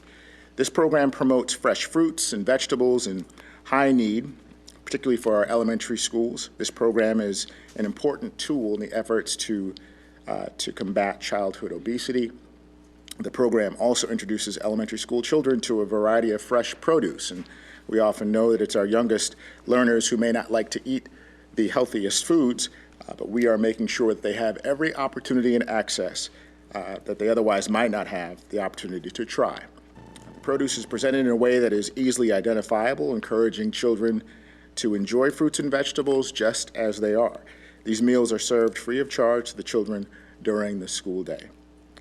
And also, applications. These applications were submitted for our schools, and currently we have 5 schools that are deemed eligible to participate in this fresh fruit vegetable program. The FFVP prioritizes schools with the highest percentage of children qualified as eligible for free and reduced priced meals. This is because children, in some cases from low-income families, may have fewer opportunities to consume fruit and vegetables and fresh produce on a regular basis. Kent School District serves approximately 3,200 students, FFVP meals per week, which are served over an average of 4 times per week. So we are ensuring healthy children and wellness throughout. Again, I would like to say thank you to our organizational effectiveness community and our teams that support our young learners and the adults who serve them. President Hamada, that concludes my report this evening. Thank you. Thank you very much, Dr. Watts. We're now going to move on to 3.0, legislative update. And I'm going to call on our legislative representative, Maya Venkatasalan, to give a legislative update. All right, thank you. As everyone knows, this was a very short session, and it was very light when it comes to education funding, because last year was McCleary, and we knew going in that there wasn't going to be quite a bit of accomplishments in terms of education funding. But I want to just kind of give an update on what's happened this past, the 8th week of the session, and tomorrow will be the last day of the regular legislative session. So in terms of the budget, going through there, most of the spending, well, there were contrasts with the Senate budget and the House budget. The Senate budget focused mainly on special education. They're adding about $20 million more to the $155 million already approved. But at the House, the concentration was on counselors providing more additional supports, and so there's about $50 million going in for counselors into the elementaries. Some of the similarities between the two chambers had to do with paraeducators and the professional development, going in for about 4 days of professional development for paraeducators. Both chambers, there's going to be more funding for about 12 to 13 million added for the paraeducators.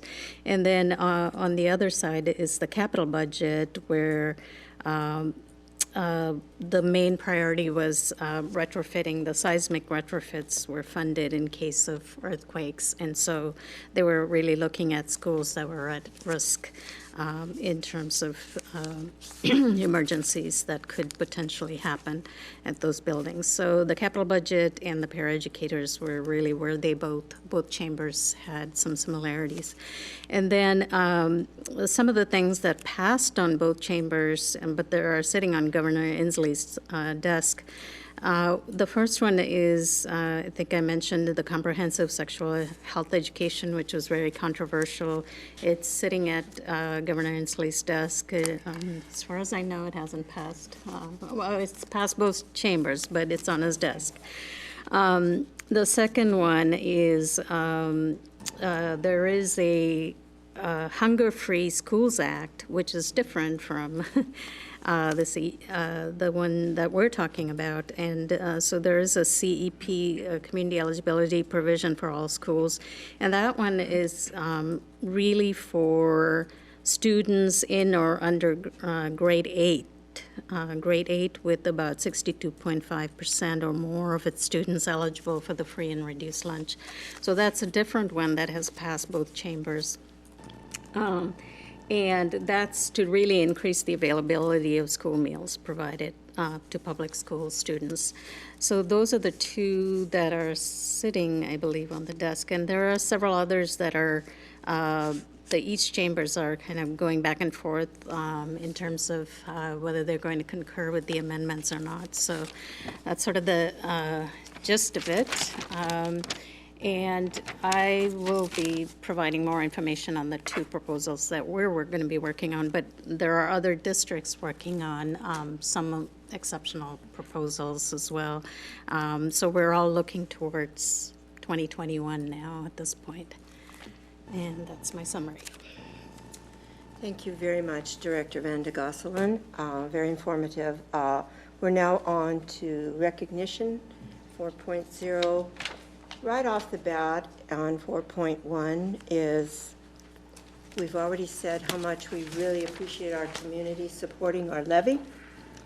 And just for an educational process, that just doesn't happen magically to pass levies. And we have a lot of community people that step up and do a lot of work behind the scenes that you're probably not even aware of, getting publicity out, working on signs, doing all kinds of things to help pass that. And we really, truly, not only do we appreciate our community that has supported our staff at a pretty high percentage that passed. That's very encouraging that you're still with us and still want our schools to do well.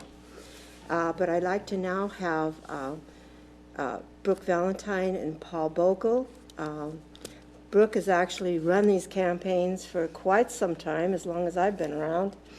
And Paul, if you'll stand up, and if you'd like to say something for a few seconds, but we'd like to recognize your committee and you guys in particular.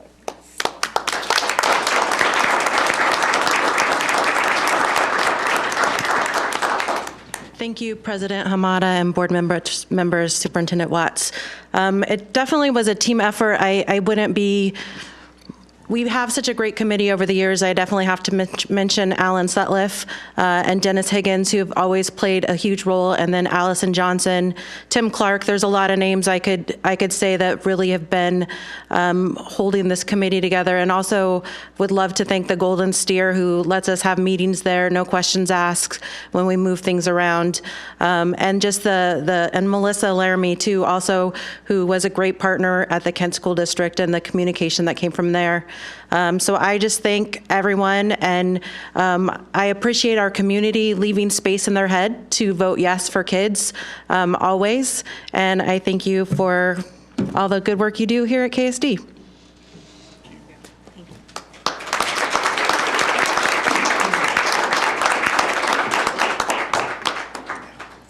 We're on to 4.3, our proclamation on Women's History Month. Oh, right. Skipped right over that. 4.2, how could I forget that? Music in our schools month. I'd like to ask a board member to read the proclamation. Is that going to be you? It is going to be me. Vice President It is. Daniels? It Go is. ahead. Okay. Music in Our Schools Month. Whereas the National Association for Music Education has designated March as Music in Our Schools Month to focus the nation's attention on the need for and benefits of quality music education programs. And whereas Music in Our Schools Month is an annual celebration that engages music educators, students, and communities from around the country in promoting the benefits of high-quality music education programs in schools. And whereas Music in Our Schools Month is a time to highlight the importance of comprehensive, sequential music education taught by exemplary music educators. And whereas the study of music contributes to young people's development through heightened skills in listening, reading, self-expression, and creativity. And whereas music education in the schools includes a broad range of types of music and active musical experiences. And now therefore be it resolved that the Board of Directors of the Kent School District proclaim the month of March as Music in Our Schools Month.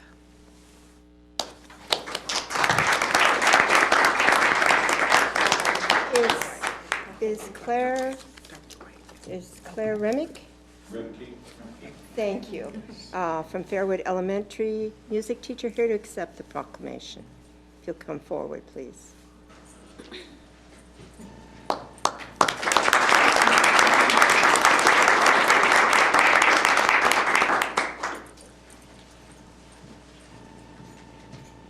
And unfortunately, we were going to have the choir here, and, you know, because of all that's going on, we just got to hear those kids down the road. So we do appreciate all that is being done for our music in our schools, believe me. All right, we're on to 4.3, Proclamation Women's History Month. Okay. All right, okay.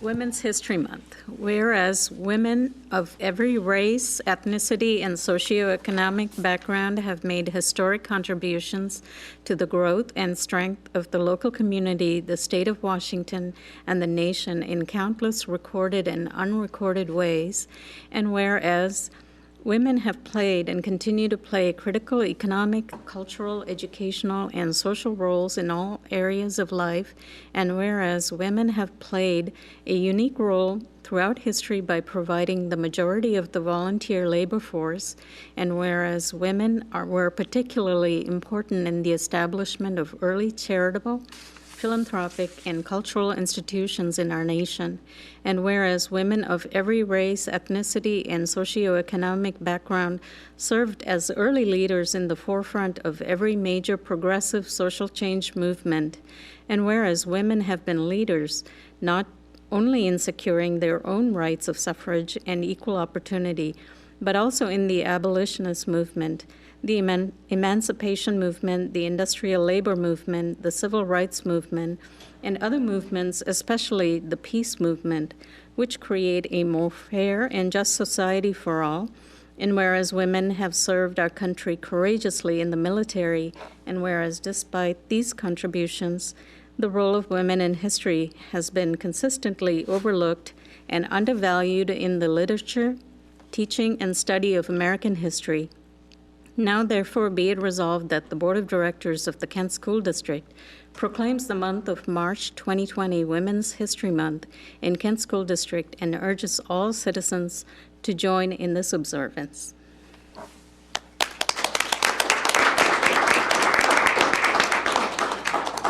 Thank you. Moving on to 4.4, Proclamation Education Support Professionals Week, formerly the Classified Employees Week. This is a proclamation from Governor Jay Inslee, and at the conclusion of this, if Karen Flick will come up and accept this award, and I'm going to call on Director Bettinger to read that proclamation, please. Whereas education support professionals are involved in nearly every aspect of education, maintaining buildings and grounds, preparing and serving meals, keeping school facilities clean and orderly, assisting in the classroom, providing over 60% of all instructional hours to special education, English language learners, and opportunity gap students, performing and conducting research activities, providing information technology and media services, administrative support functions, and safe transportation, creating a secure and healthy environment, and many other specialized services, and whereas these dedicated individuals who are the backbone of our public education system deserve recognition and thanks for the outstanding work they do for this state, their communities, and the students enrolled in Washington's public schools, colleges, and universities, and whereas there are over 62,000 education support professionals working with and helping students in Washington's universities, colleges, and public schools, and whereas education support professionals are instrumental in fulfilling the state's responsibility to educate all students, and whereas by supporting the learning environment, education support professionals are crucial partners with teachers, parents, administrators, and school boards. Now, therefore, on behalf of Jay Inslee, Governor of the State of Washington, do hereby proclaim March 9 through 13, 2020 as Education Support Professionals Week in Washington, and urge all people in our state to join in this special observance. Signed this 20th day of February 2020 by Governor Jay Inslee.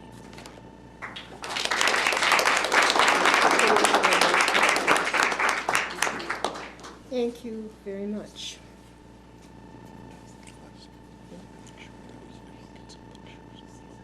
Okay.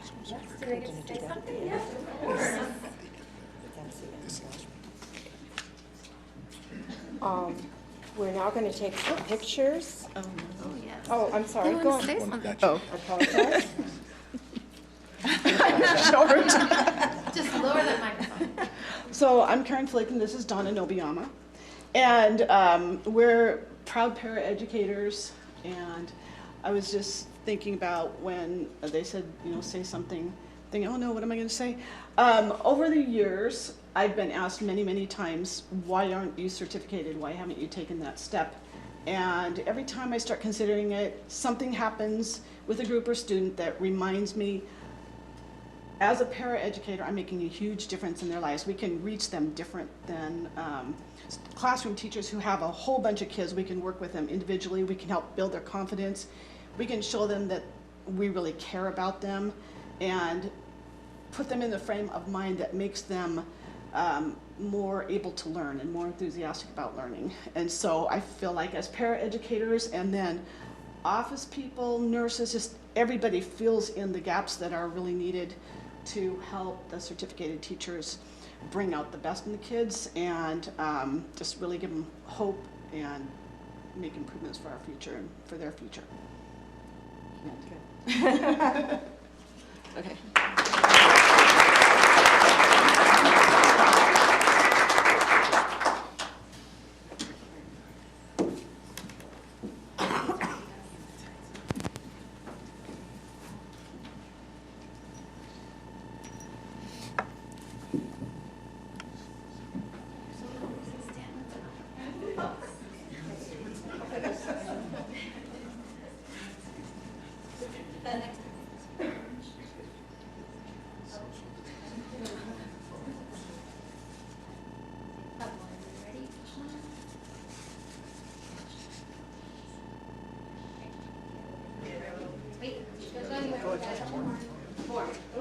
Thank you. These are music?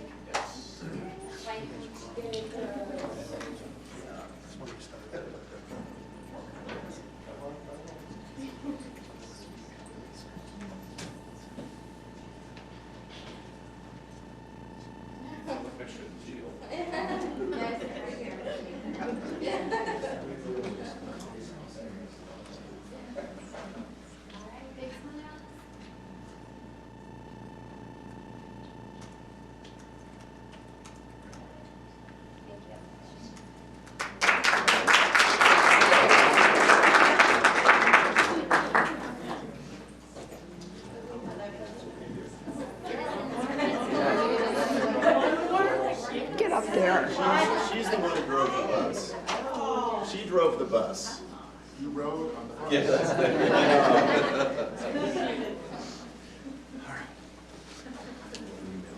You just won. Do you have one? No, I can go get one. Okay, you sure? Yeah, I'll be fine. Thank you.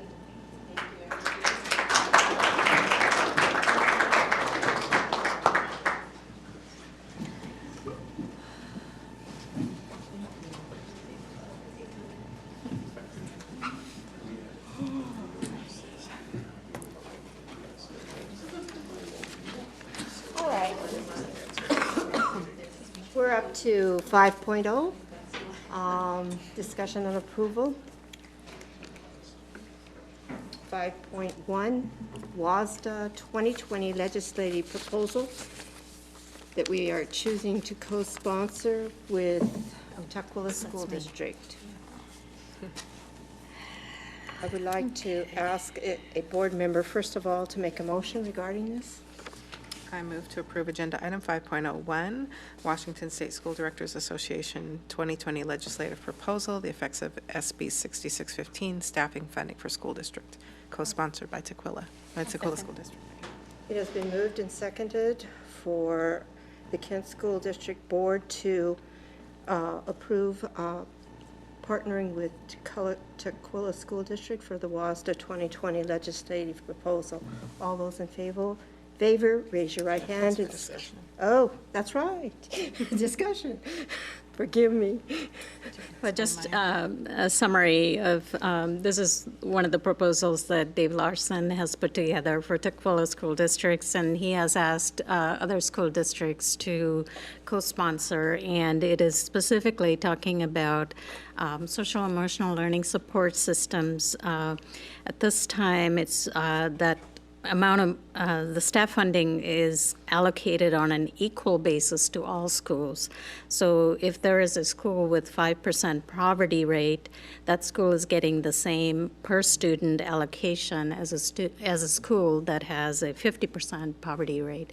So it is not addressing equity, and so we're asking for a better staff funding allocation system from the legislature. So that's the, if there are any questions or clarifications, we can go back to Dave, but he would like other districts to co-sponsor with him. Just a comment that I think, especially from a district that is emphasizing equity, we definitely want to co-sponsor this and help them in any way we can get this through. There's a huge difference in population in different school districts, and we need to get every bit of help that can in our own schools that need it the most. So thank you for doing that, Maya. Thank you. Anybody other discussions? Or, okay, are we ready to vote? Okay. All those in favor of the motion on the floor for the WASDA 2020 legislative proposal with co-sponsoring with Tukwila School District, raise your right hand and say aye. Aye. Those opposed, raise your right hand and say nay. The motion carries. All right, we're on to WASDA 5.2, WASDA 2020 legislative proposal, effects of ESHB 2610, Hunger-Free Students Bill of Rights on Kent School District. I'll entertain a motion on this. I move that we approve the WASDA 2020 legislative proposal, effects of ESHB 2610, Hunger-Free Students Bill of Rights on Kent School District. I second. It has been moved and seconded that we support WASDA 2020 legislative proposal, effects of ESHB 2610, Hunger-Free Student Bill of Rights. All those in favor? Discuss. Oh, that's right. I just want to run through this meeting, I guess, tonight. All right, is there any discussion? Forgive me again. I'll just give a summary. This is something that Dr. Harmon brought to the board's attention some time ago regarding Governor Inslee's voting this particular bill into law. And this in particular has raised our lunch debt has increased markedly because we are in a situation where we're committing to feeding all of our students regardless of the family's ability to pay. And so one of the questions we have is that why wasn't this fully funded? There's a moral obligation to feed our students. But we have an increase in lunch debt of $125,000 within 4 months. So regardless of whether we have involvement with the community eligibility provision, the CEP, it's about 10% of this increased debt. So whether we have this or not, we are still going to be having, we will still have some back debt. And so we were asking the legislature to pay attention to the increase, the 70% increase in lunch debt that we have as a district due to the commitment that we're making to feed all of our students, regardless of the family's ability to pay. So I don't know if, Dr. Herman, if you have something to add to that, or? I'll just really quickly say thank you. And I'll also say that thank you for bringing it to light, not just for our district, but for other districts as well. So the more we can raise that, it's not a Kent-specific problem. It is a Washington State problem. So as all districts struggle with moral obligations and rising to the occasion of doing what's best for students, we do that a lot of times when it's not funded. And so thank you for that. So I guess it's a dual request, but I think it's encompassing that request that to go out to other districts and ask them to be a co-sponsor as well. So I guess I'm asking for both. Should cover both, right? That's going to be my question, is if you're going to reach out to other districts to have them help. If it passes, yes. Well, in attending the WASDA session in the morning, we were there in Olympia for a Sunday, and they had an early session, and they were really emphasizing the importance of, through many districts, how much more power we have. And I'm fully in support of this. It's unfunded mandates. If you're not familiar with it, it makes you have to do all this stuff, but they don't give you any money to do it with. And we need to have funding. It's not in a school district's position to go out and hire people to go after people who don't even have money to begin with. So it's not a good position to be in. So I'm fully supportive of this, and I have mentioned to the WASDA people I'll be glad in 2021 to come up and testify and do anything I can to support this bill. So are there any other discussion? Are we ready to vote? Okay.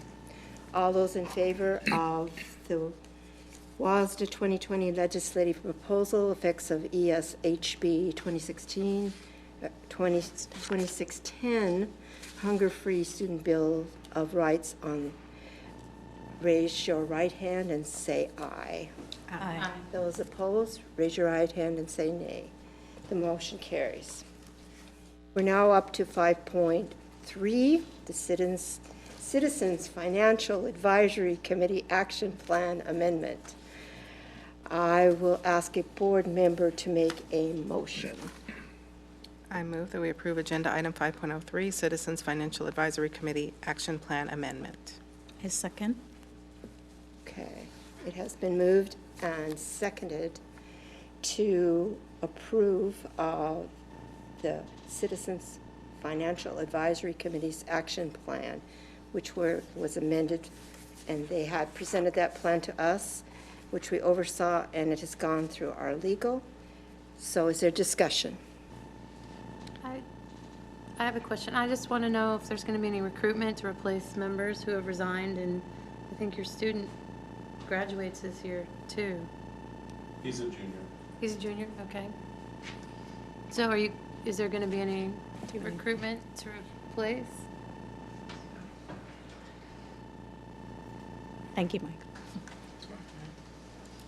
In the original plan, I believe it was up to the committee to decide if we wanted to replace members that had resigned their position. I know that a couple meetings back, we had a lengthy discussion about how long it took us to get to know each other and work well together. And at this time, I think we're kind of going to stick with who we have on the committee, at least into the summer when we'll break for summer break, and then maybe revisit it back in the fall. We did hear that they were going to try to provide us another member from the Puget Sound Educational Services District, but we haven't heard a bunch about that. They've been communicating with you. Yeah, we may use that person as a resource for specific topics that come up, maybe rather than having them added as a full committee member, just being respectful of their time as well. Thank you, Mr. Lewis and Mr. Bogle, for your input on that. Is there any other discussion? And then I just had another question, because when we had our meeting on this, on the Saturday, have we resolved the concern of staff time and who's overseeing this and how we're supporting this committee effectively? So that's probably a question for Superintendent Watts. Can you be more specific? So, Resolve, please. the discussion was that was taking up a lot of Mr. Rarick's time to assist with the committee. And I just want to make sure that that's being considered and No, I appreciate the question. it's being effective, So so that everybody's getting what they need. Yes. So I will say if Dr. Harmon would like to speak to that, we have not, I'll just say this, we have not had any conversations that were negative, referring to the time over the last week or so, and that's probably because we've had several other conversations. Right. But I will continue to monitor and make sure that that is a focus. Dr. Harmon has additional feedback or So it's insights. funny, We I'm appreciate smiling that. because Michael and I have been talking We just talked about via email, this. and when I saw him here tonight, we just circled back around about some other things and said, hey, I know your last email, I know we have plans for some future dates, but, when we talked about flexibilities of where we stand as a district and as a region with our current other issues, I think we have a support plan that works well for them, and that doesn't involve removing Mr. Rarick from supporting them because he's been an asset and they've enjoyed that and he has participated and been useful, but also putting in other supports that won't require that he have to take additional time. So yes, I think we're reaching a happy medium there. Great. Thank you. Appreciate it. Thank you. Any further questions? I just want to thank you guys for your work. I know Thank it's you. been a lot, so we really do appreciate it and appreciate the changes you've made and just look forward to working with you guys. So For thank sure. you for thank you Thanks. for your leadership in this. Thank you. Yes, thank you for coming Saturdays, several Saturdays. Oh, for sure. Absolutely. No, who does anything on Saturdays, right? Well, and because I've attended one of your Saturday sessions, I found it very enlightening.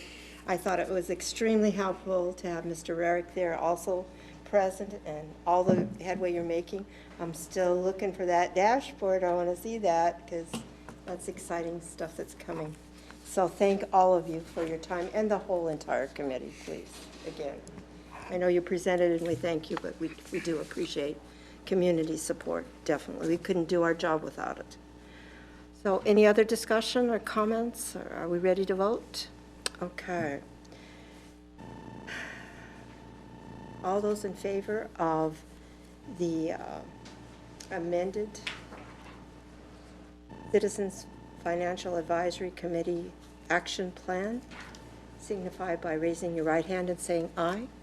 Aye. Those opposed signify by your right hand by saying nay. The motion carries. All right. We're up to 5.4, inclusive education out-of-district placements, New Horizon. I'd like to ask a board member to entertain a motion regarding this. I move that we approve Agenda Item 5.04, Inclusive Education Out-of-District Placements in New Horizon. I'll second. It has been moved and seconded for inclusive education out-of-district placements, New Horizon. Discussion.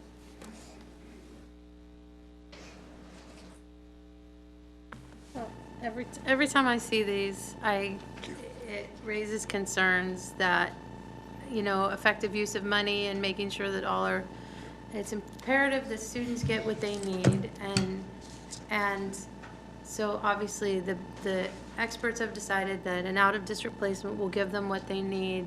I've brought this up before, I'm just concerned that we're spending so much money out of district. I watched the last board meeting and I have concerns about the finances just in general. Revenues and expenditures being different than we anticipated. So what are we doing to recruit to keep some of these positions in district and keep these students in district? So our out-of-district placements aren't necessarily a recruitment challenge. It's primarily looking at, what are the needs of the student and prioritizing and really looking closely at the supports we currently have available in our buildings, which sometimes the needs of our students far exceed the support that we can provide. So we look at student need first, and that's what drives the out-of-district placements.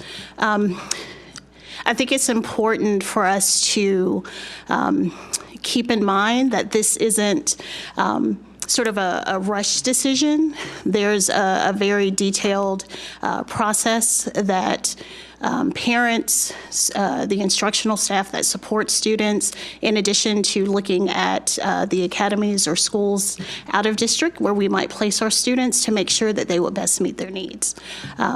So it's I think it's also important to think about the cost of bringing and offering some of the therapeutic day and residential services in-house.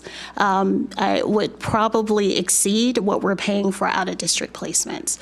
And it's not that that's off the table. We're always looking at ways that we can grow our programs, and probably soon you'll be hearing a proposal about an opportunity that we've been working on all year about rebuilding another program in our elementary schools. Thank you. Question. Sure. Are we working with our legislatures in any way, when it comes to this funding? Is our district involved specifically? So, We should be. So our inclusive education leadership team, they're involved in several regional collaboratives that come together, talk about these issues. They track legislation that's coming through from our legislators and come up with proposals and ideas. I don't think at this time we've actually had a coordinated effort to speak to this directly, but typically in those meetings they talk about those issues and things that are coming through and how we might want to respond and show up to that. So it's been a partnership that I think has been happening for years. In the last year and a half, our team has been very involved in that work. And we leverage each other's expertise and experience in this area. So I guess a thought is, if you do have this program that you're talking about, if it's effective, and I suspect it's not funded, is there something that we can bring forward to the legislature this coming year? I think so. And in thinking... Help on crafting, those sort of proposals. Yes, absolutely. Of course, our biggest advocates are our board members in supporting and moving that work forward, in addition to our community and labor partners as well. And one of the things that with the program that we are considering, we never want to be beholden to an external agency to serve our students. So our goal is how do we develop the internal capacity in order to offer those services with high fidelity. And so that's our goal, that's our model, and we're excited. I can't remember when our inclusive ed team is doing a presentation, but you'll probably hear more about that then. Thank you. Excuse me, but the $132,000 for an additional 5 students, does that mean these students were identified later on before the contract was written in 2019, so that now becomes why we have to add that? Am I understanding that? That is correct. And we may find change orders throughout the year because as students' needs change or an IEP is being reviewed or is in need of update, we come back and present each of those adjustments to the board for approval. And just for a point of information, when I'm seeing these dollar amounts, are they the same for each student, or do what they need adjust the price? I mean, if they need more things, the price goes up? And yes, okay. Like for some of the contracts that are there, you'll see that there's a sort of a consistent price point. And then I think for one, you can see that there's a difference in the amount, and that has to do with the services that the student needs. Do we go in, just out of curiosity, do people from our staff go to this place and actually see what happens and see if they're doing a good job, or? Yes. Okay. And typically when the IEP team meets or there's IEP review, a member of our team, our district team, is a part of that conversation. So they're on site doing visits, and they also participate in the IEP team meetings with the out-of-district placement facility. Okay, thank you very much. Mm-hmm. Any other comments or questions? Or? Thank you very much. I think we're ready to vote on this issue. So all those in favor of the additional cost on the original contract for inclusive education out-of-district placements at New Horizon, that dollar amount, please raise your hand and signify by saying yay. Yay. Aye. All those those opposed, raise your hand and signify by saying nay. The motion carries. We're up to 6.0.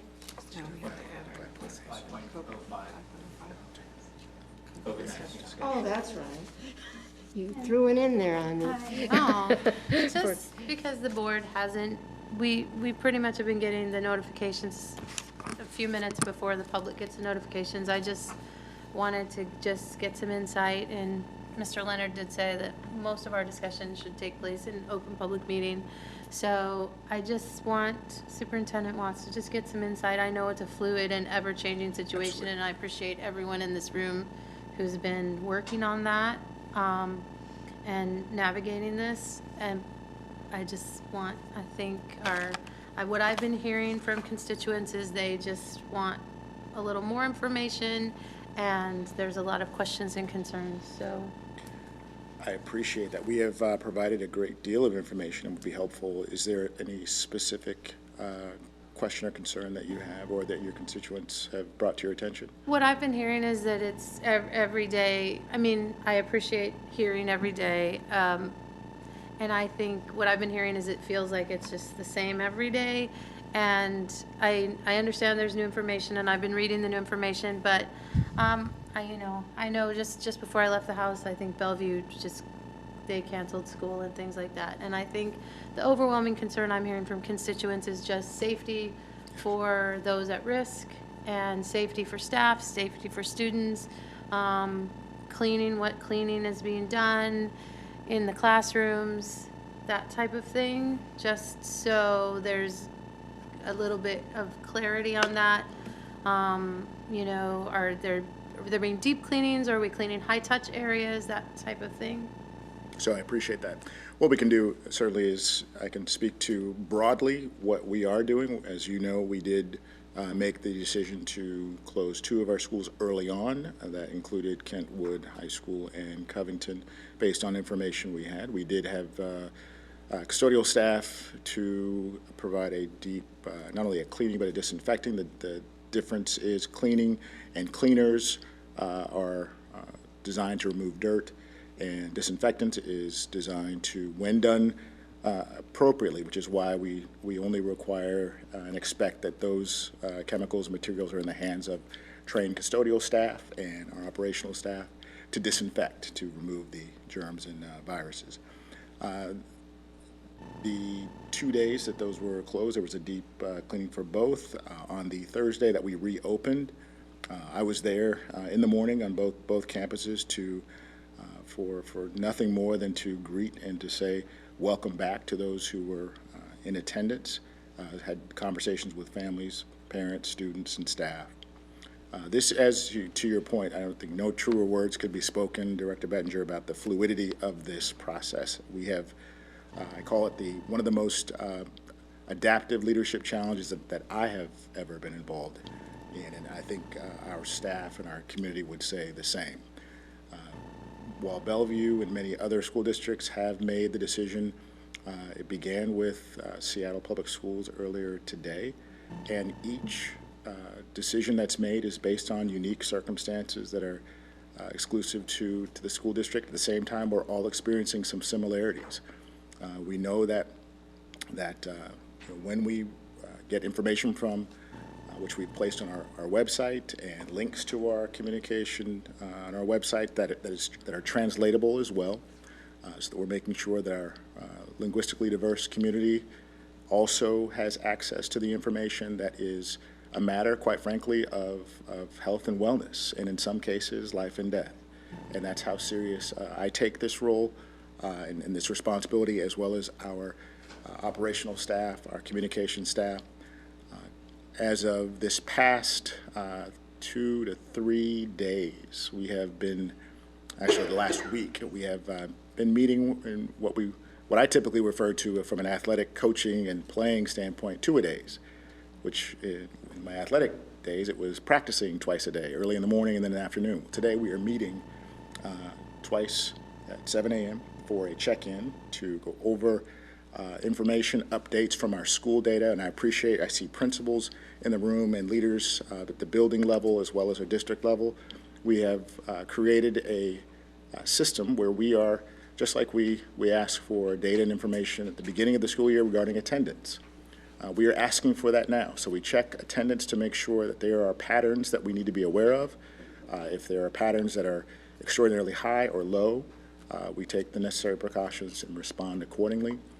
We're also mindful of 2 categories, as we refer to as immunocompromised staff. Those are individuals who have systems, or may be, according to, and this is not my definition, but CDC and public health, of a certain age that may be more vulnerable to these viruses than others. And so we are paying attention to those numbers on a daily basis and hearing from our community. I've heard, so I appreciate the fact that, yes, there's a great deal of information, our goal, and we've shared this with our community. On one hand, we've heard people say there's too much information. On another hand, we've heard there's not enough. And we feel that there is a happy medium by simply saying this, that we expect as adults and as students that if you have the capability of reading this information, we expect that you are reading all of the information, because there may be just a paragraph that may be unique and different. And that information, again, could be the difference between health and wellness. It could be the difference between life and death. And so we are making sure that we communicate early and often. We are in contact with decision makers in the state, decision makers like Governor Inslee, like public health officials like our King County Executive Dow Constantine, our State Superintendent Chris Reykdal. And we are in discussion constantly because there are decisions that do need to be made. Our schools have decision-making power and authority in many cases, and we know that our governor has decision-making power that may supersede any decisions that we believe are right or wrong, given the information we have. With that in mind, we are waiting within the next less than 24 hours to hear the update that we expect from a conversation that took place with 60-plus superintendents throughout the state and support staff from Puget Sound ESD to really help us understand how are we going to manage this in the very near future. Is it going to get worse before it gets better? The reality is it probably will, and by that meaning we need to make sure we have our plan for cleaning and disinfecting in place. We have our plan for support of teaching and learning to the extent that we can. We've had those conversations with our principal staff, our building administrators. We do not in any way expect, and we respect the art and science that our teachers deliver on a daily basis. Their craft cannot be replicated or duplicated by technology. We're not here to do that. What we are here to do is to create, to the extent that we can, a continuation of the learning process, even if we are not in school. We also know that we support basic needs of our families. That includes not just teaching and learning, but also eating. And in some cases, the meals that we serve, the incredible meals that we serve here for our families and our students, sometimes those are the only meals our students get.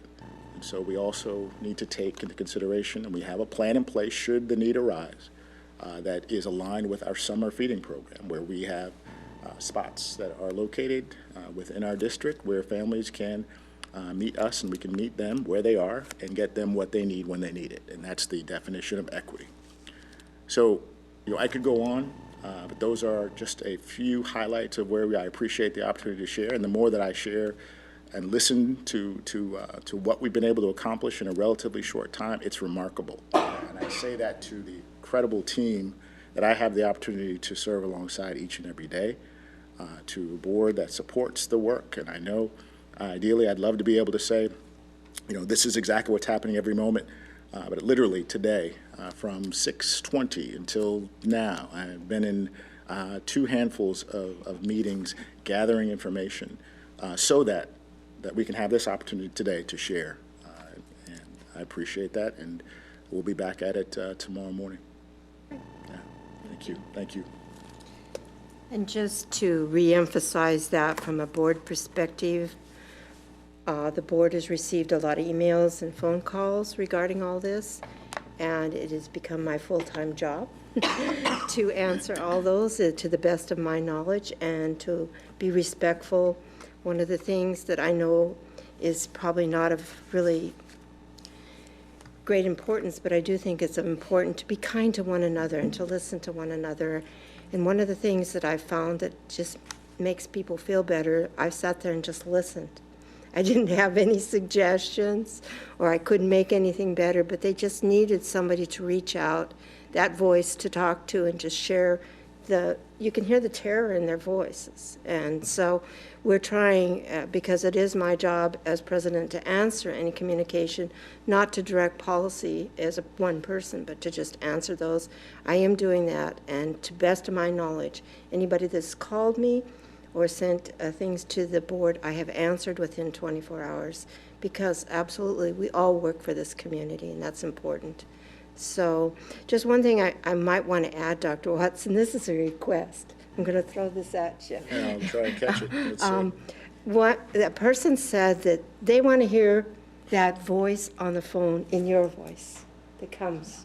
I'm wondering, I don't know if you're reassuring them or what, but I've had that from several people. They want to hear that voice that's coming over the phone to be your voice. And I know you're extremely busy, but I mean, if that's a reassuring voice, I'm just saying, I don't know if that's possible, but I'm going to just throw that out there. So if I may, I appreciate our team's amazing, absolutely amazing opportunities to communicate. My wife did, and she's going to give me a hard time for this, but I have to say it. She showed me the wonderful translation that occurs when our phones translate the words from the recording. And one day she said, "Hey, you're famous." I said, "What do you mean?" She said, "You're a virus." I said, "What?" And it said, we actually talked about the COVID-19, and it actually translated as Calvin-19. Fun fact, you have to laugh sometime. So I'll do our very best to make sure if we can carve out time. But we are working on some other communications that may include video as well, just to keep the communication lines open. But thank you. I'd like to add something. I do think it's been very challenging these past few weeks, I'm sure, for the district. And I know that community members have called me regarding several things that they didn't feel we had indicated in the communication. And so I do think it's a very important point when Dr. Watts said there are paragraphs that if you miss the gist of it. Particularly with regards to our students being feeling like there would be repercussions if they didn't show up into the classroom. I think that was a big concern, and there was a paragraph in there that talked about allowing students, if they're ill, they don't need to come to school. So a lot of our communities, they worry about things like that. They don't understand that. And so I just want to say I really appreciate the leadership of Dr. Watts and staff. I think it's been exceptional in the sense that we don't go into this alarmist attitude. I mean, of course, we need to worry and be vigilant, but be concerned, I mean.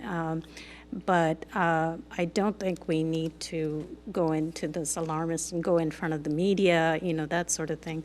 I just feel like some of our neighboring leaders have taken it a little too far, but I love the fact that our leader is communicating regularly to our constituents and doing it in such a way that it is professional and timely, and it is as much information as what people want to see or hear.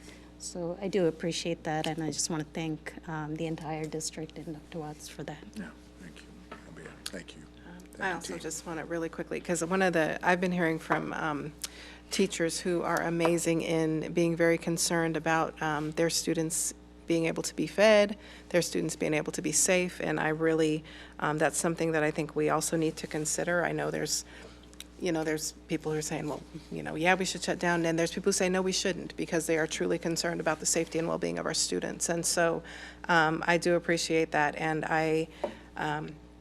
being involved in this from a neighboring district in a more intimate way, I see the work and the meetings and the time and the discussion that goes on, and this is no easy task.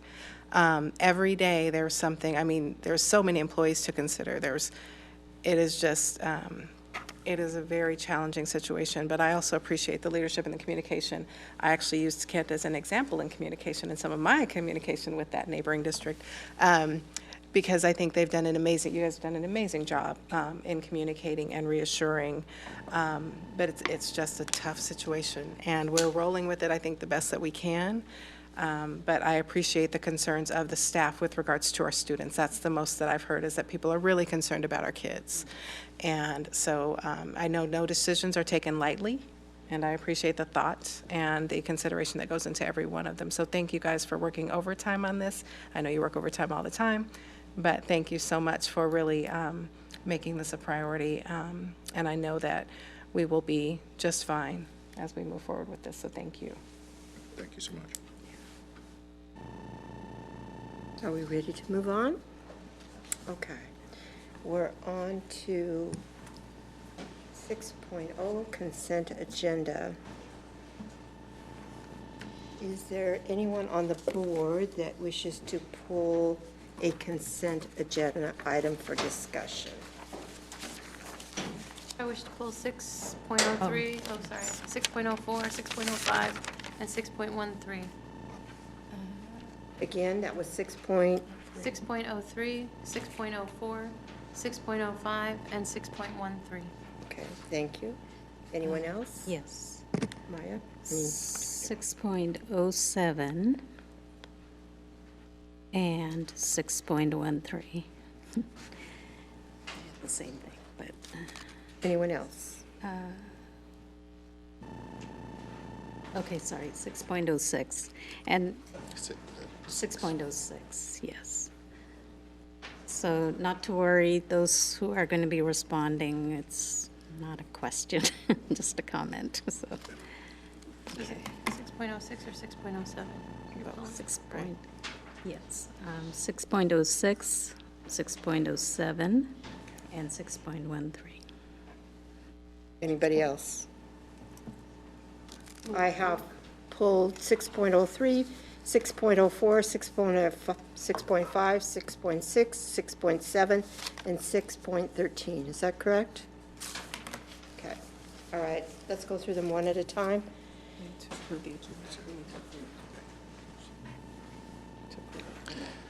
All right. I need to entertain a motion to approve all the remaining consent agenda items, and that would be the ones that we didn't list. Do I need to list all of them? I move that we approve the consent agenda minus 6.03, 6.04, 6.05, 6.06, 6.07, and 6.13. I'll second. It has been moved and seconded to accept the agenda items that were not pulled. All those in favor say aye and raise your right hand. Aye. All those opposed, raise your right hand and say nay. The motion carries. All right, so then we're going to go through each one. So I pulled 6.03, 4, and 5 kind of as a bucket. Is that okay if we just talk about them as a lump? It's like $4 million combined from the 2016 bond contingency. So that was 4 years ago. I'm new at this, so we still have money in the 2016 bond contingency? Yes, we do. Okay, how much, after this $4 million, how much do we have left? So that's a fluctuating number. And the reason why is that when projects finish that do not need contingency and we still have an excise of money left in that project budget, it goes back to contingency. So until we close out a project 100%, then those dollars would go back into the bond contingency. So again, we have currently 8,513 projects currently working. Yes, I saw the eyebrows. 113 projects, and there's only 2 planners in our team that do that, me and another person. So with that being said, as those projects close, money goes back into contingency. So right now, like at this moment in time, snapshot, how much do we have in there? I don't have that number, but I can bring that number back to you. Okay. But it's more than $4 million. It is more than $4 million. Just point of reference, just for my clarification. When you close a project, if it goes under, it goes back in, correct? It goes back into the bond contingency. Okay. If it goes over, then what is it? Then that comes out of there too? Out of the bond contingency. Okay, so it can go over or under? Do I That's correct. understand? Okay. And we have several projects that we are ready to come and close that have a significant amount of bond contingency left over, which we know will go back into the bond contingency bucket. But until it goes into that bucket and that project is closed, that is basically a method of Dave and staff looking at those numbers and dollars to know that that will go back in as soon as we close the project. That appears if you have an overture that somebody is really, in my mind, if there's money going back and not being spent more, you're doing a good job. I mean, that's. We're trying. I'll just let you know that every district right now, there are very, very few districts, and I hate to say this, that are finishing their bonds and levies. And it is due to the increased escalation of construction costs over the last 4 years. I did a presentation to the board on April 17th of last year. I know Maya and Director Daniels were there as well. And I had brought that up at the very beginning. So at some point in time, and I'm not saying it will or it won't, but we are keeping a very close eye on this to make sure that we do hit our mark. So you factor in inflation, right, of some sort? We did not. So this bond measure originally went out in 2012. It did not pass. It went out in 2015 and was passed in 2016 with what they considered escalation modifications. No one saw the trend that Mortensen Company had 2 years ago. Most people were going about 4.5% to 5%. There are projects out there that are over budget by 20%. Sumner is not building a high school. Tacoma did not build 2 high schools. We are going to build the New Valley Elementary School. I promise you that, because I got the number. Just out of curiosity, how do you do that then? How do you get the numbers so you're not in the same position they are? What do you attribute that to? We strategize. We try to use our best methodology for scope. We try to get to the bones of what that project really needs to be. And if we have something in there that we need and we can fix, then great. But if we don't, we have to just go back to what our constituents back in 2012 asked us to do. Well, and another point to that as well, those constituents, 2012, there are some things on the bond that, I mean, you know, it's changed in 8 years. So I'll be coming back to the board and Dr. Watts at some point in time so we can have a discussion about those as well. Is there by law any inflation factor that you have to stay within in your bids? I mean, can you put it in what your, even the huge amount that you have, can you put that in the bid?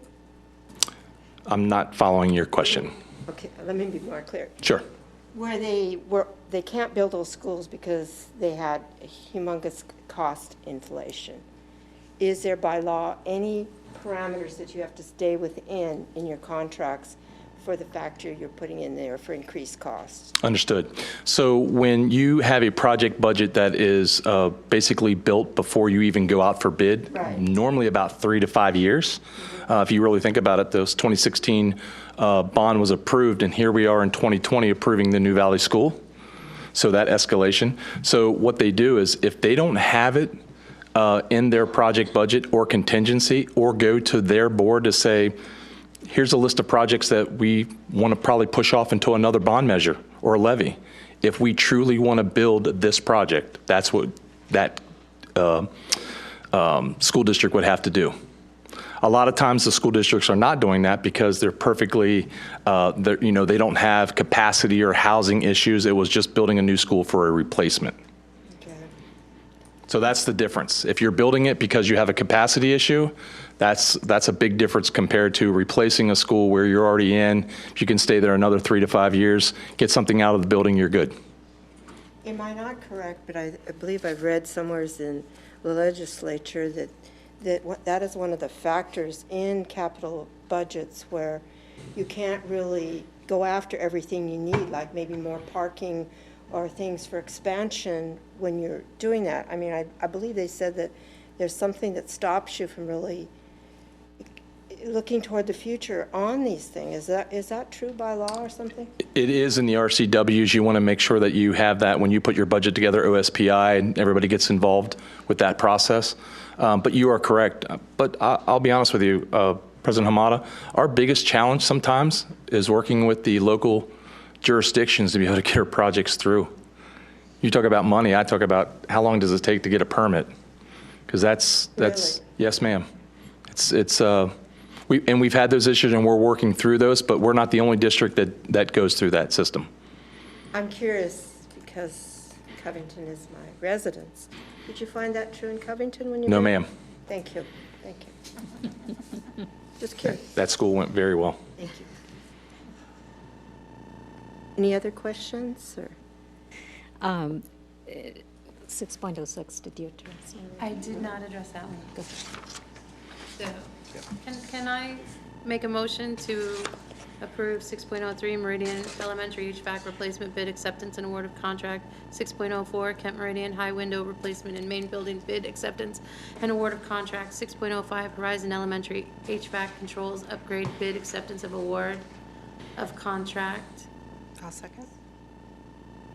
It has been moved and seconded to adopt 6.3, 6.4, 6.5 on our consent agenda. All those in favor signify by raising your right hand and saying aye. Aye. Those opposed signify by raising your right hand and saying nay. The motion carries. All right, we're up to 6.6. Who had questions on 6.6? Go ahead. Oh, you didn't have I to? didn't Okay, pull sorry. 6.6. Thank you. Okay. No, I just wanted to thank you, Dave, for putting the change order request summary in there. I think we've asked for that in the past, and so it's good to see that. And whenever you bring those change orders, it would be helpful to see. Yeah, that's something that we added new so that the board can see all the past changes that have been from the original contract all the way through. So that's all I had to say. I echo that. I appreciate that, too. Let us know whatever you want. Be happy to supply you with whatever you need. Thank you. Do we want to entertain a motion, someone, for 6.06? I move we approve 6.06 change order approval bond issue project Covington Elementary replacement. I second. It has been moved and seconded to approve 6.06 change order approval bond issue project Covington Elementary. All those in favor signify by raising your right hand and saying aye. Aye. All those opposed signify your right hand and say nay. The motion carries. We're on to 6.7. Discussion. Yes, again, not a discussion. I just wanted to say congratulations to Risa Suho, leading the Kent Meridian Environmental Club. I just think this is fantastic. I'm sorry that's it's in consent agenda, but I just wanted to call it out and say that's just great that a student led this grant request and was successful in getting it. And they're going to purchase and install the cistern at Kent Meridian, and it's just great. So, Thank you to our board. And I just want to piggyback on that too. When I found out about this and the amount of the grant that the student had done and what they're planning to do, I mean, it's just what we want to see. Our kids are leading the way to better things that are happening, and they're going to actually do it. So thank you very much, David Radford and Kent Meridian High School, and all involved in our kids, and I believe Kim Roberts was involved in that too, so I echo that. I hope we get invited to the grand unveiling. Absolutely. Thank you. All right, I'll entertain a motion for 6.07 Kent Meridian High School Rain Garden and Cistern Grant. I make a motion to approve 6.07 Kent Meridian High School Rain Garden and Cistern Grant. I second. It has been moved and seconded to adopt 6.7. All those in favor signify by raising your right hand and saying aye. Aye. Aye. Aye. Those opposed signify by raising your right hand and saying nay. The motion carries. We're on to 6.13, 1.3. So I pulled that. I appreciate the general fund voucher report by vendor. What I'm looking for is for that, instead of that date being February 14 to 28, 2020, the date I'm looking for and what I'm looking for in general, just as our fiduciary responsibility, like I said, I've said this many times, is we can approve the budget, but the actual cash out the door is what I want to see by vendor. So I want to see a report that would be general fund voucher report by vendor, September 1, 2019 through, so if I had gotten this for this period, I would have wanted it September 1 through February 28, 2020. So I'm looking for year to date. So fiscal year to date of our operation. Oh, yeah. Okay. So not the window of current window time. Yeah. So fiscal year to date. So it would always, every time we got this report, it would always start at September 1, 2019 and go through. Is that possible? I mean, you were able to pull this report, so is that possible to do? So I think that's something we can work on to do a running list of. It shifts a little bit of kind of program code, but I don't think it's an impossible strategy to do from the beginning of the fiscal year. Okay. That was my question too. Okay. So, covered it. Thank you. Yeah, because again, that's the only way we as a board have to really look at the money that has actually gone out the door per vendor. So, thank you. Any other discussion? Okay, I'll entertain a motion on 6.13 regarding the vouchers.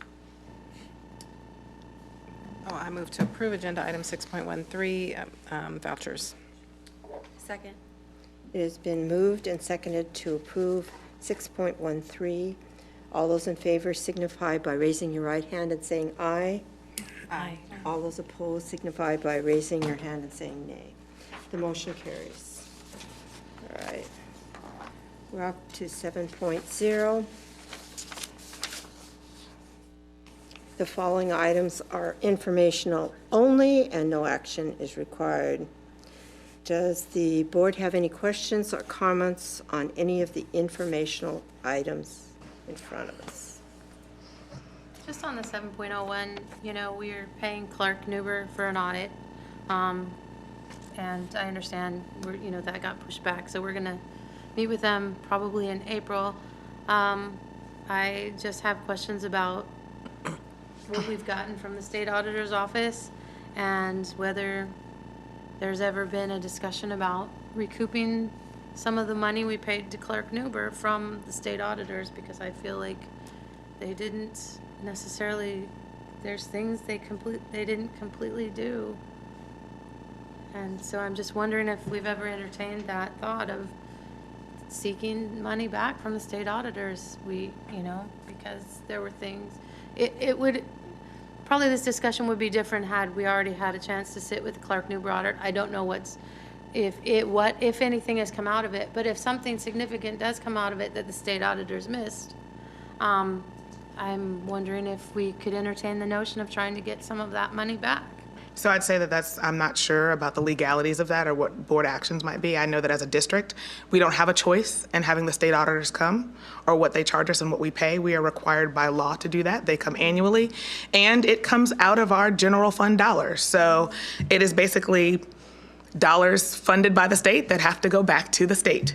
I don't know what board authorities are, what the legalities of that are, but we can look into that as an option if you as a board would like to take that action. We're bringing it to you to let you know that it's that annual time. Here's what they tell us what they think it's going to cost us. We say, okay, we have to pay you. We don't have a choice. And so we're just informing that this is what they've told us. This is what they've asked in terms of, or charges us in terms of payments thus far. They say that they don't believe that it will exceed that amount there, the $97,000. And here we are, but we can investigate the legalities of the other piece of that as we move forward, so.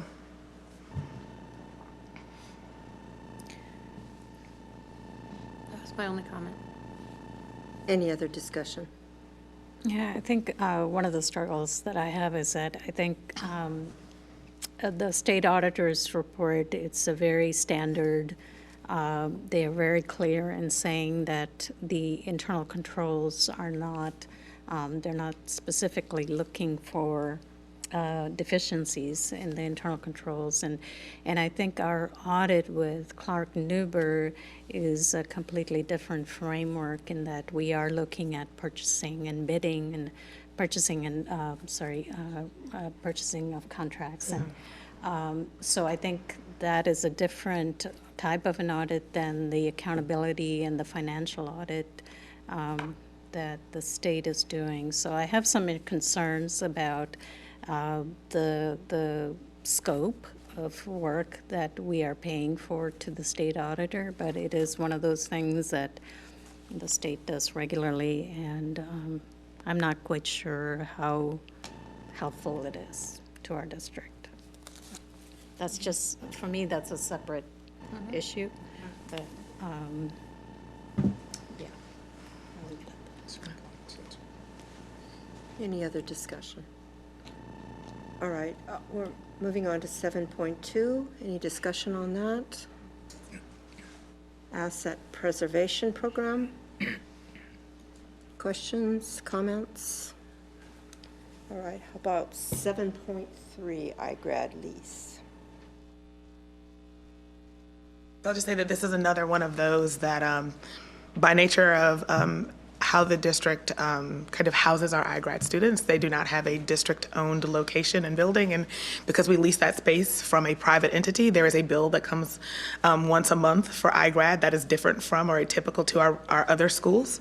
So I just wanted to let the board know that that is where we are with our lease price for this year, and just wanted that information out there again by the nature of iGrad.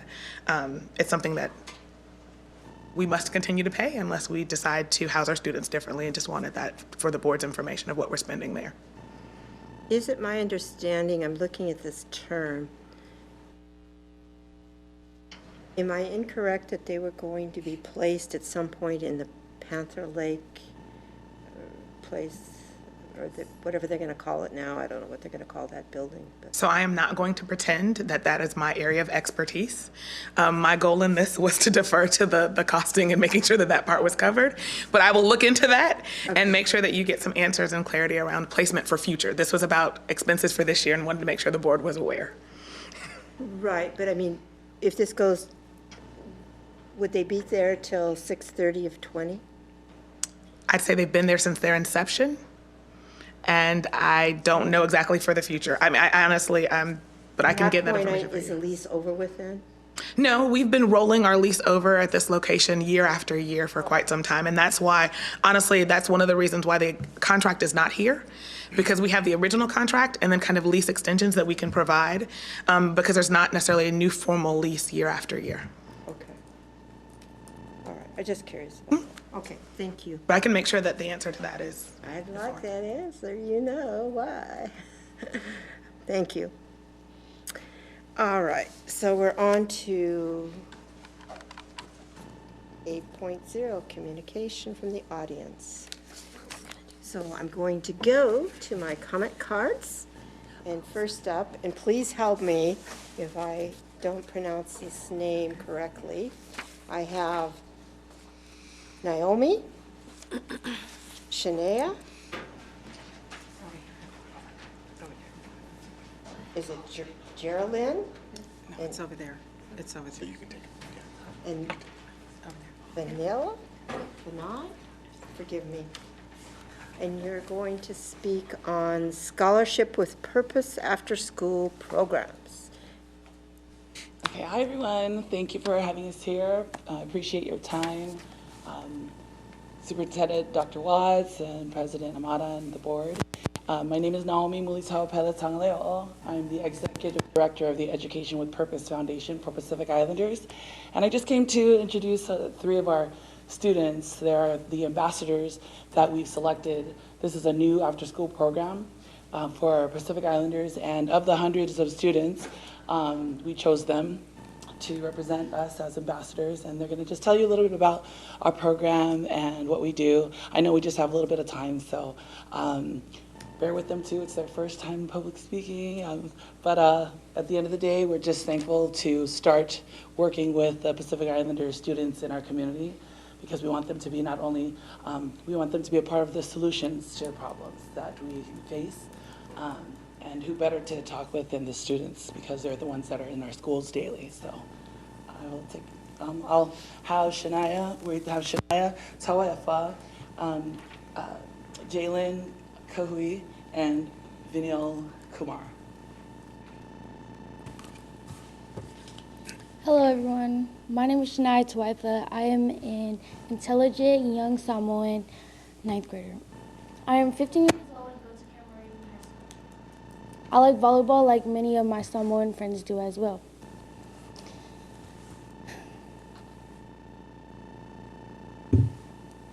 I have many goals, but I also come from a family who has not had anyone in their family have earned a college degree or follow their dreams. So I myself want to become the first person in my family to earn a college degree and follow my dreams.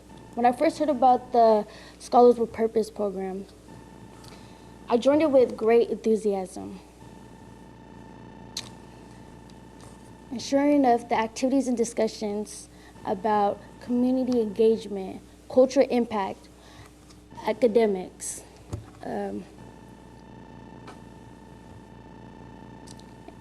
all of that really truly opened up my eyes to the world I want to pursue, the world of higher education. Now I'm more hopeful as I continue to participate in every opportunity that the Scholars with Purpose program provides for me throughout the school year and beyond. I thank you, and I would like to pass it on to the next ambassador, Jalen.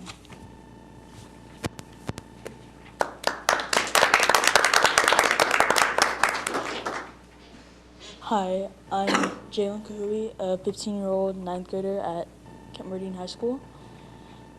The main reason that after-school programs are important are because school hours are mainly used for academics, as you know. School teaches us basic knowledge that is simply graded and easily forgotten. And in school, we don't talk much about social and cultural issues. And with this, the social response to our cultural background isn't really good.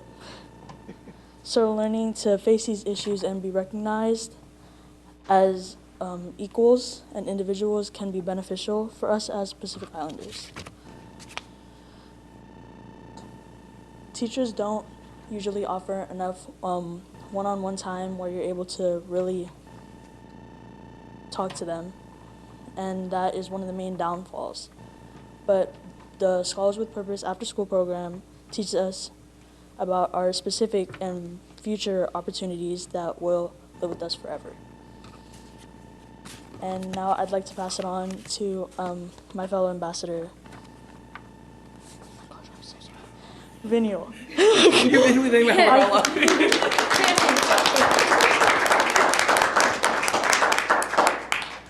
Hello, Board of Directors. My name is Vinial Kumar. I'm a senior at Kent Meridian High School from Fiji. As a senior, there are tremendous pressure and stress about how to prosper after high school. To overcome these challenges, who do we ask advice and help from? None other than adults, as they have experience and knowledge of life after high school. Adults play an important role in a student's life, not just at home, but in our schools and communities. Education with a Purpose Foundation for Pacific Islanders has brought adults from the community to help us each week. Our facilitators, Naomi, Miss Cochran, and Andrea, have spent quality time with us so that we understand how to improve our relationship with adults in our community, home, and school.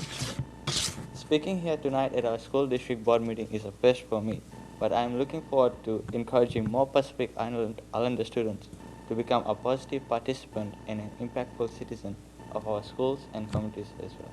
Thank you for your time.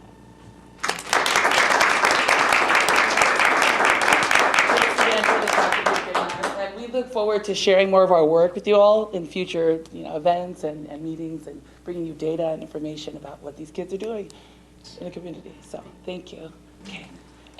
Can we have them stand in front of you guys maybe for a quick picture?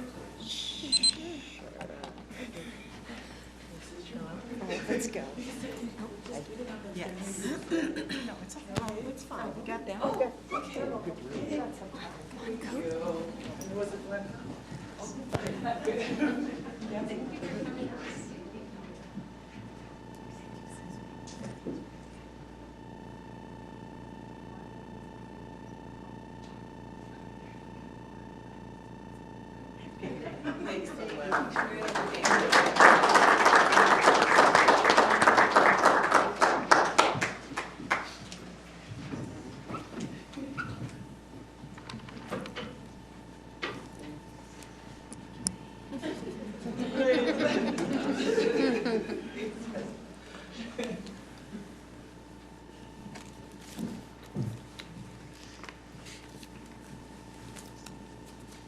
And our next speaker is Dara Jolly.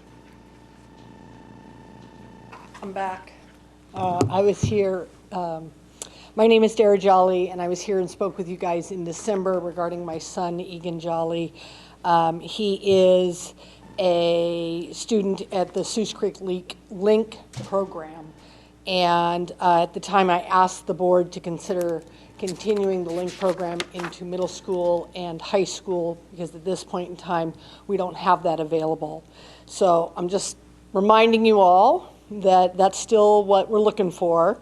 The program is for kids with high-functioning autism, spectrum disorder. It is a push-in, pull-out program that really works. These kids go into gen ed with an occasional support.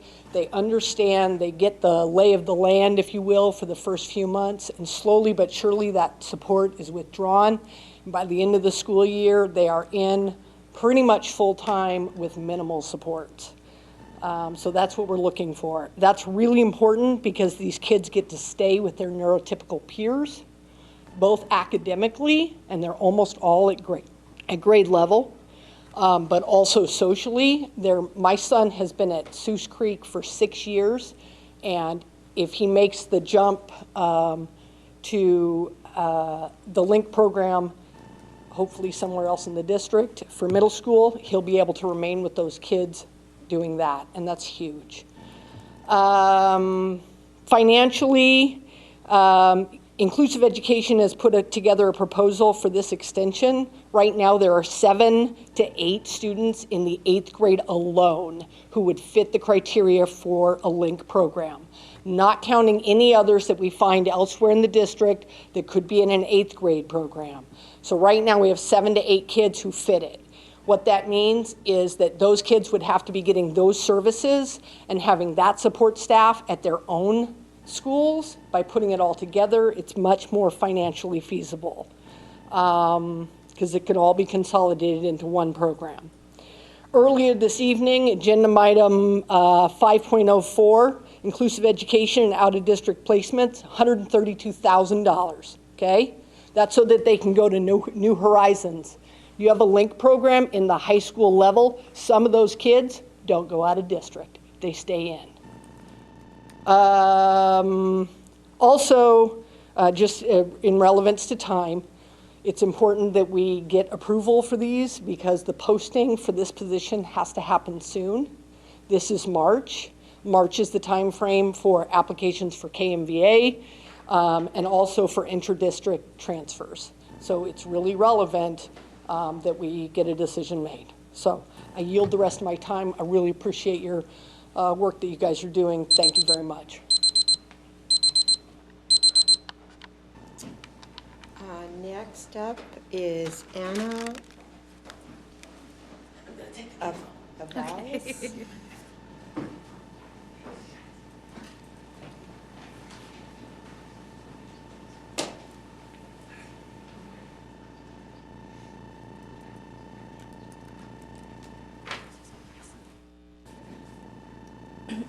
So hello, my name is Anna Avalos. I'm from Kentwood High School, a senior, and I'm just here to regarding the COVID-19. So there's been a lot of concerns about them. So I was just wondering, what plans are there to have for childcare if school were to go out for 2 weeks? Because in my perspective, I have younger siblings and both my parents work, and many parents would have issues to finding babysitters or miss work if this would happen. So is there any concerns towards that? We'll just let her know. There, we are in the process of, typically we don't respond to what's good for you to know, and I appreciate your share, and we are in the process of developing plans to ensure to the best that we can that children are safe during the school day. Okay, thank you. Next up is Emily Fisher.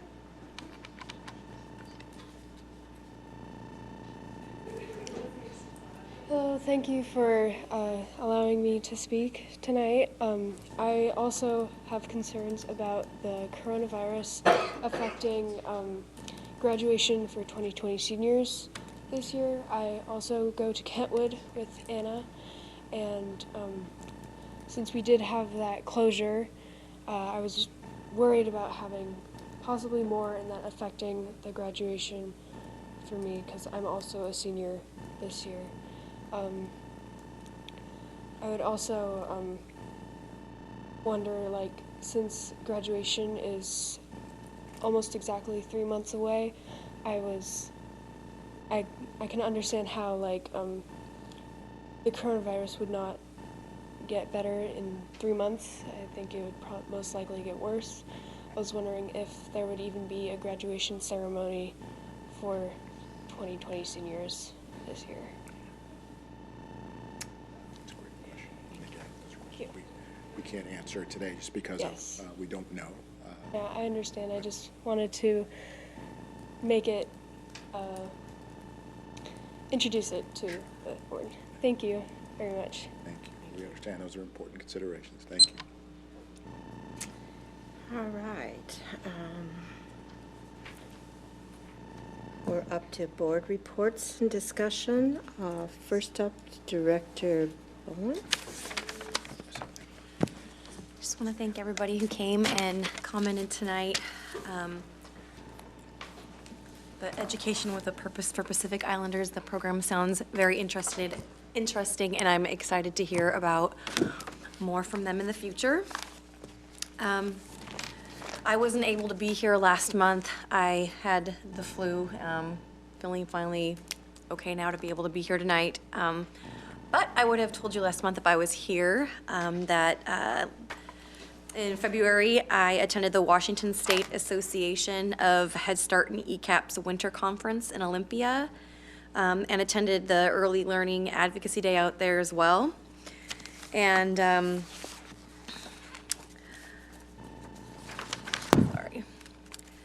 So Walk Kids data reports the fact that the opportunity gap is present even before children enter kindergarten. And it shows that early learning is one of the very best investments to help close that gap. And that I know directly affects us here because, you know, when those children who are not being served are going into kindergarten, they're needing more services from the school district. And it's beneficial for all school districts to, you know, and invest and partner with the local early learning facilities. And it's something that's really close to my heart because my daughters were in ECAP and I'm on the board for PSESD's, not the board, I'm sorry, this is the board, the Policy Council.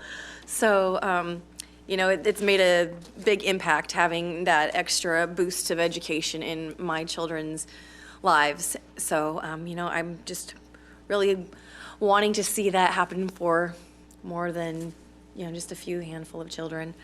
And then I also wanted to thank the folks that came in and did a presentation for us earlier from the HiCap program.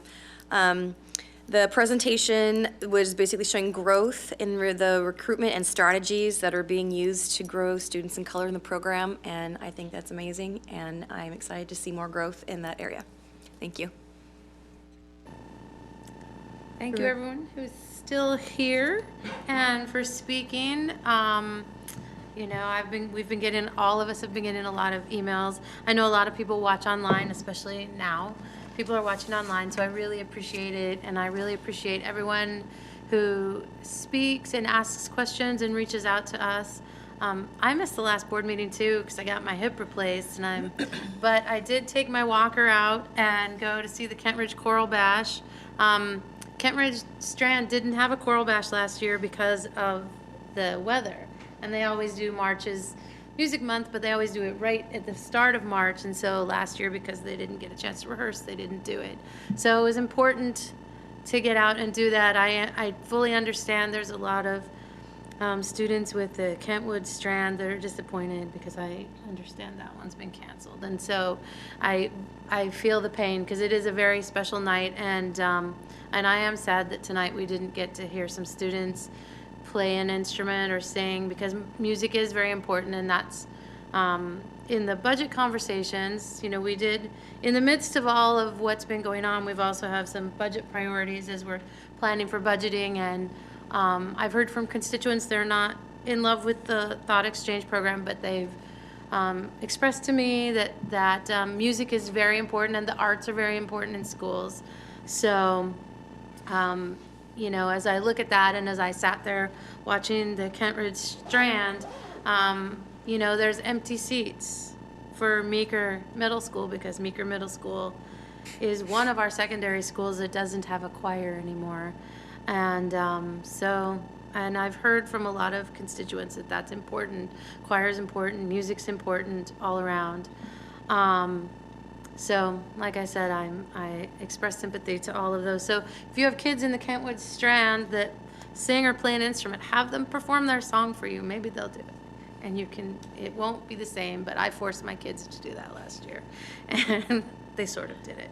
I want to thank everyone who's reached out, expressing concern about what's going on with COVID-19. As we heard from the superintendent, it is an extremely fluid and ever-changing situation, and I think every time I turn on the news, something new and different has changed. And I particularly thank all our teachers who are on the front lines and all our custodial staff and everyone in the schools on the front lines, dealing with the students and parents' concerns, and you know, everyone reacts to everything differently, and I think we have to be cognizant of that.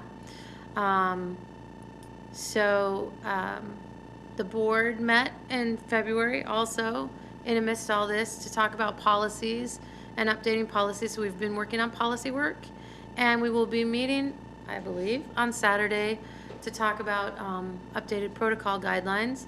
And as I get walking more and more, please invite me to your events. I know that I think it's Seuss Creek that I'm going to go back and visit once I can walk further and faster. So again, I thank everyone for participating and watching online, being in the room, and everyone who's been dealing with the fluidity of all that's been going on and in the situation. I appreciate you all. All right. So I wanted to start out, I know we typically don't respond to our communication from the audience, but one of the things that I've found really helpful on our website is our frequently asked questions, and I'm hoping that our students' questions can at least go into that section, because I think it's really important when people have questions that we do provide an explanation. And sometimes there is, but when people don't know, it just engenders a lot of worry. And so I think thank you for coming and asking your questions. So I just wanted to say I really appreciate the time that staff have put into setting up the website and our regular emails. And I also want to thank our educators in the buildings and our staff members in the buildings and our custodians.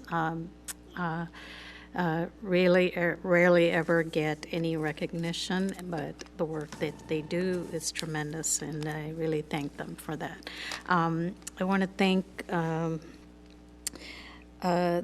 lot of the professionals who, education professionals who are also emailing their concerns, not about the virus, but other things that happen in the classrooms with regards to understaffing. And I think it's really important that staff members don't feel like there's going to be any retaliation for speaking up. And I appreciate those who say, you know, use my name, and I'm okay with that, and then I can go to Dr. Watts and feel comfortable that it's getting handled or taken, or at least getting addressed.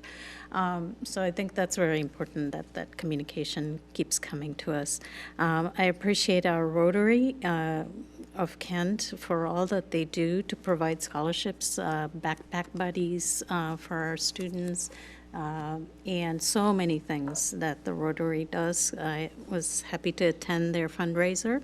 And in terms of our fundraisers, we have many in our district. As you know, our Communities and Schools of Kent has been canceled, their particular one, and I would encourage all of you to not only go to their website and donate, but also look at all of our charities, all of our nonprofits. We have many who are partners with our school district that are probably not going to be doing their gala event this year. So encourage you to do that, and I want to thank everybody for attending and staying. Thank you. I too want to thank everybody for attending and the work that has been going on over the last few weeks. I know it's been difficult, but your work is appreciated, and your kindness is appreciated as you respond. I too am disappointed about the Kentwood Strand concert, but do you want to sing? No, no. Yeah. No. Come on. She would have been in it. No, yes. Come on. That's my, Come yes. No pressure, baby, no pressure. Thank you for going. Oh, yes, she won't. On another note, it's really important, and I know there's a big potato feed, all these things that happen, and it's such a huge event, so we really are disappointed about it, but we totally understand the need to be safe and to be cautious. I also want to give kudos to Principal Ketover. Unfortunately, there was another incident at the school a couple days ago, where there was there was an online thread about a student having a gun. So the school went into lockdown, and it was a big deal. But again, her communication, she probably communicated like 4 times within 20, 30 minutes. I mean, she was sending emails, she was reassuring parents, because you know how these kids get into things and then they go viral on Snapchat, so you see all these posts all over Facebook and all of these things. I was a little disappointed that I did see someone had taken a video of the student being led out of the classroom by police officers, and it was posted on a discussion board. I thought that was very inappropriate, and so I just wanted to say that. I know it's no fault of anybody here, but I did just want to acknowledge that I thought that was extremely inappropriate. However, again, I just appreciate the response and the commitment of staff members to keep our kids safe. Unfortunately, we do get to see it more often than it seems like I remember ever seeing it, but I do appreciate that, and I do understand that our staff do put themselves in harm's way potentially to save our children and to protect our children. So I do appreciate that very, very much so. I also had the opportunity to attend the Young Life Gala, which was one that did happen a couple weeks ago. And I think, Young Life has a presence in many of our school buildings. So it's a great opportunity, great group for kids. And so I was really happy to support that. With that, I wish you all the best. I wish you stay healthy and stay safe. And I look forward to us working together as we move forward through these trying times that I think we're going to have coming. So thank you so much for coming. Well, on February 25th, I was honored to watch one of our Kentwood students, Alana Golfo, receive the Volunteer of the Year award from the City of Covington. I had also worked closely with her because I chair the Human Service Commission in Covington, and this was my last meeting as chair. I have resigned because I think I've got other things to do in the future. I served on that as chair and on that commission since 2011. On February 28th, I had a really great visit with Pine Tree Elementary by invitation of Chad Harper, and I saw great things happening in their library. Interesting, got to see the studies and ethnic studies that they're presenting there, which are culturally relevant to our diverse students. And I had a nice chat with a young lady there that's hired to do that training. And then afterwards, Principal Steiner and I, who came to our work session, and I kind of heard her say, "I've made all these statistics in behavior problems have really changed." And I go, I'm going to go in and visit that school. I want to see what's really happening.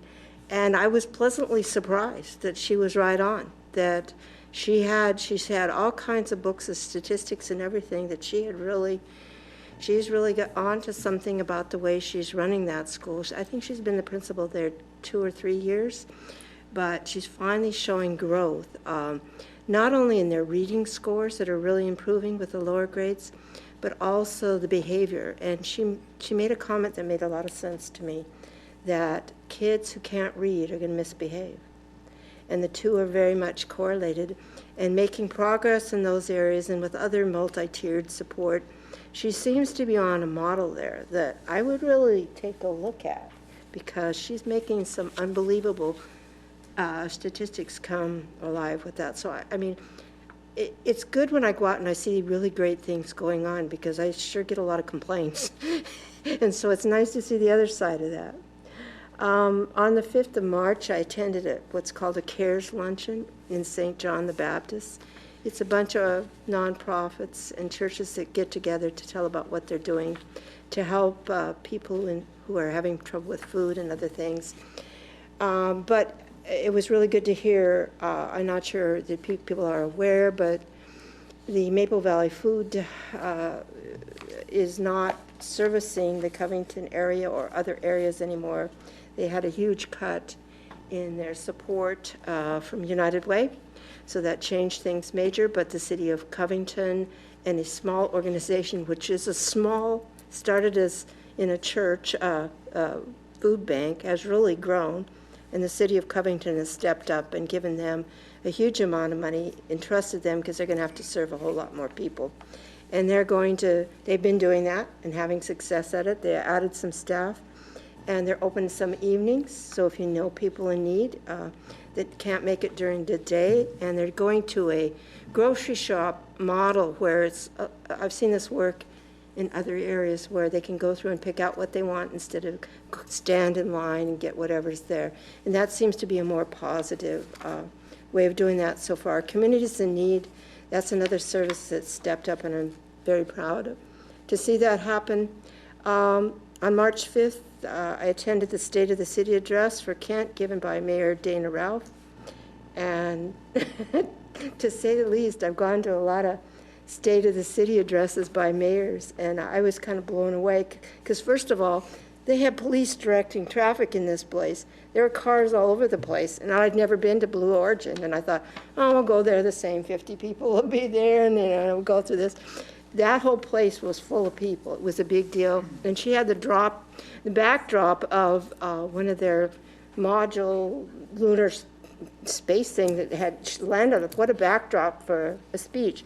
But on top of it, in the beginning, which I was extremely proud of, we have a student from Sunrise Elementary. Her name is Ace Tula. She sang our national anthem, and wow, did she belt that out. She didn't miss a beat, and she was so cute, and I was so proud.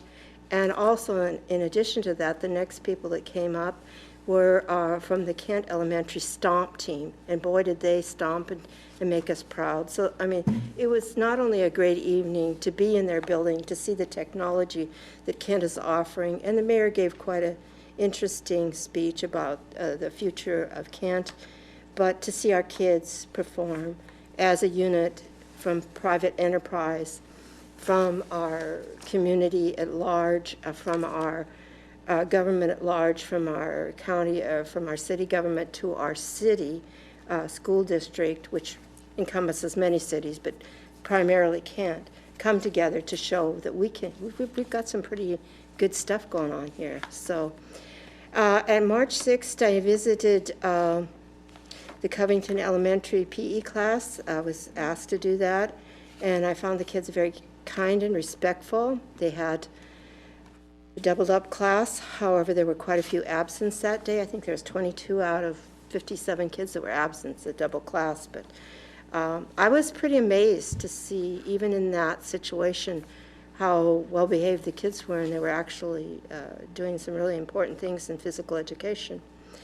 It's extremely important. We don't talk about this very much, but building a healthy physical education program is extremely important. And if you've ever looked at the statistics on kids who are at the age of 8 who have type 2 diabetes in this country, it's an alarming rate. And if nowhere else in the schools that they're building some health habits, I just think we cannot emphasize that, to keep doing that, even though it seems like there's less and less importance to PE classes. The ones that are certified in that education are extremely important to us. I also visited with the co-chair of the PTA there, Heidi Parrott, and she gave me a lot of valuable insight to what was going on there. On March 10th, through some other organizations that I belong to, I was included in a webinar with the Washington Employer Conference on COVID-19, Governor Inslee, Superintendent Reichdale, Secretary of State John Weisman, and the Unemployment Secretary, Commissioner Susan Levine were all on there. It was at our conference. I had 3 pages of notes talking about how our federal government to our state government, different things that are coming down the pipeline, but it's still pretty much, even though there's been quite a bit of federal money turned out, it's still in limbo of how that's going to figure out what we're going to do with that money allocated, and who's going to be the first come, first serve, like you said on that. So these are challenging times, and I just hope we as a community can step up and show what kind of a community we are by having patience, having kindness, caring about others, and just doing some, if nothing else, we're doing a lot of health habits that we should have been doing all along. So I thank you for staying tonight and your participation, and I wish you all the best health and happiness. And at that, it's 9:04. Our meeting is adjourned.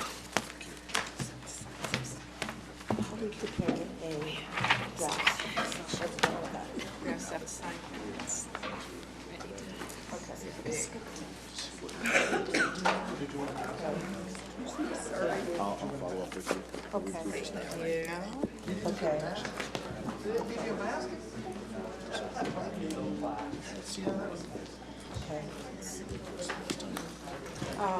Yeah, afternoon, I have a meeting at 10.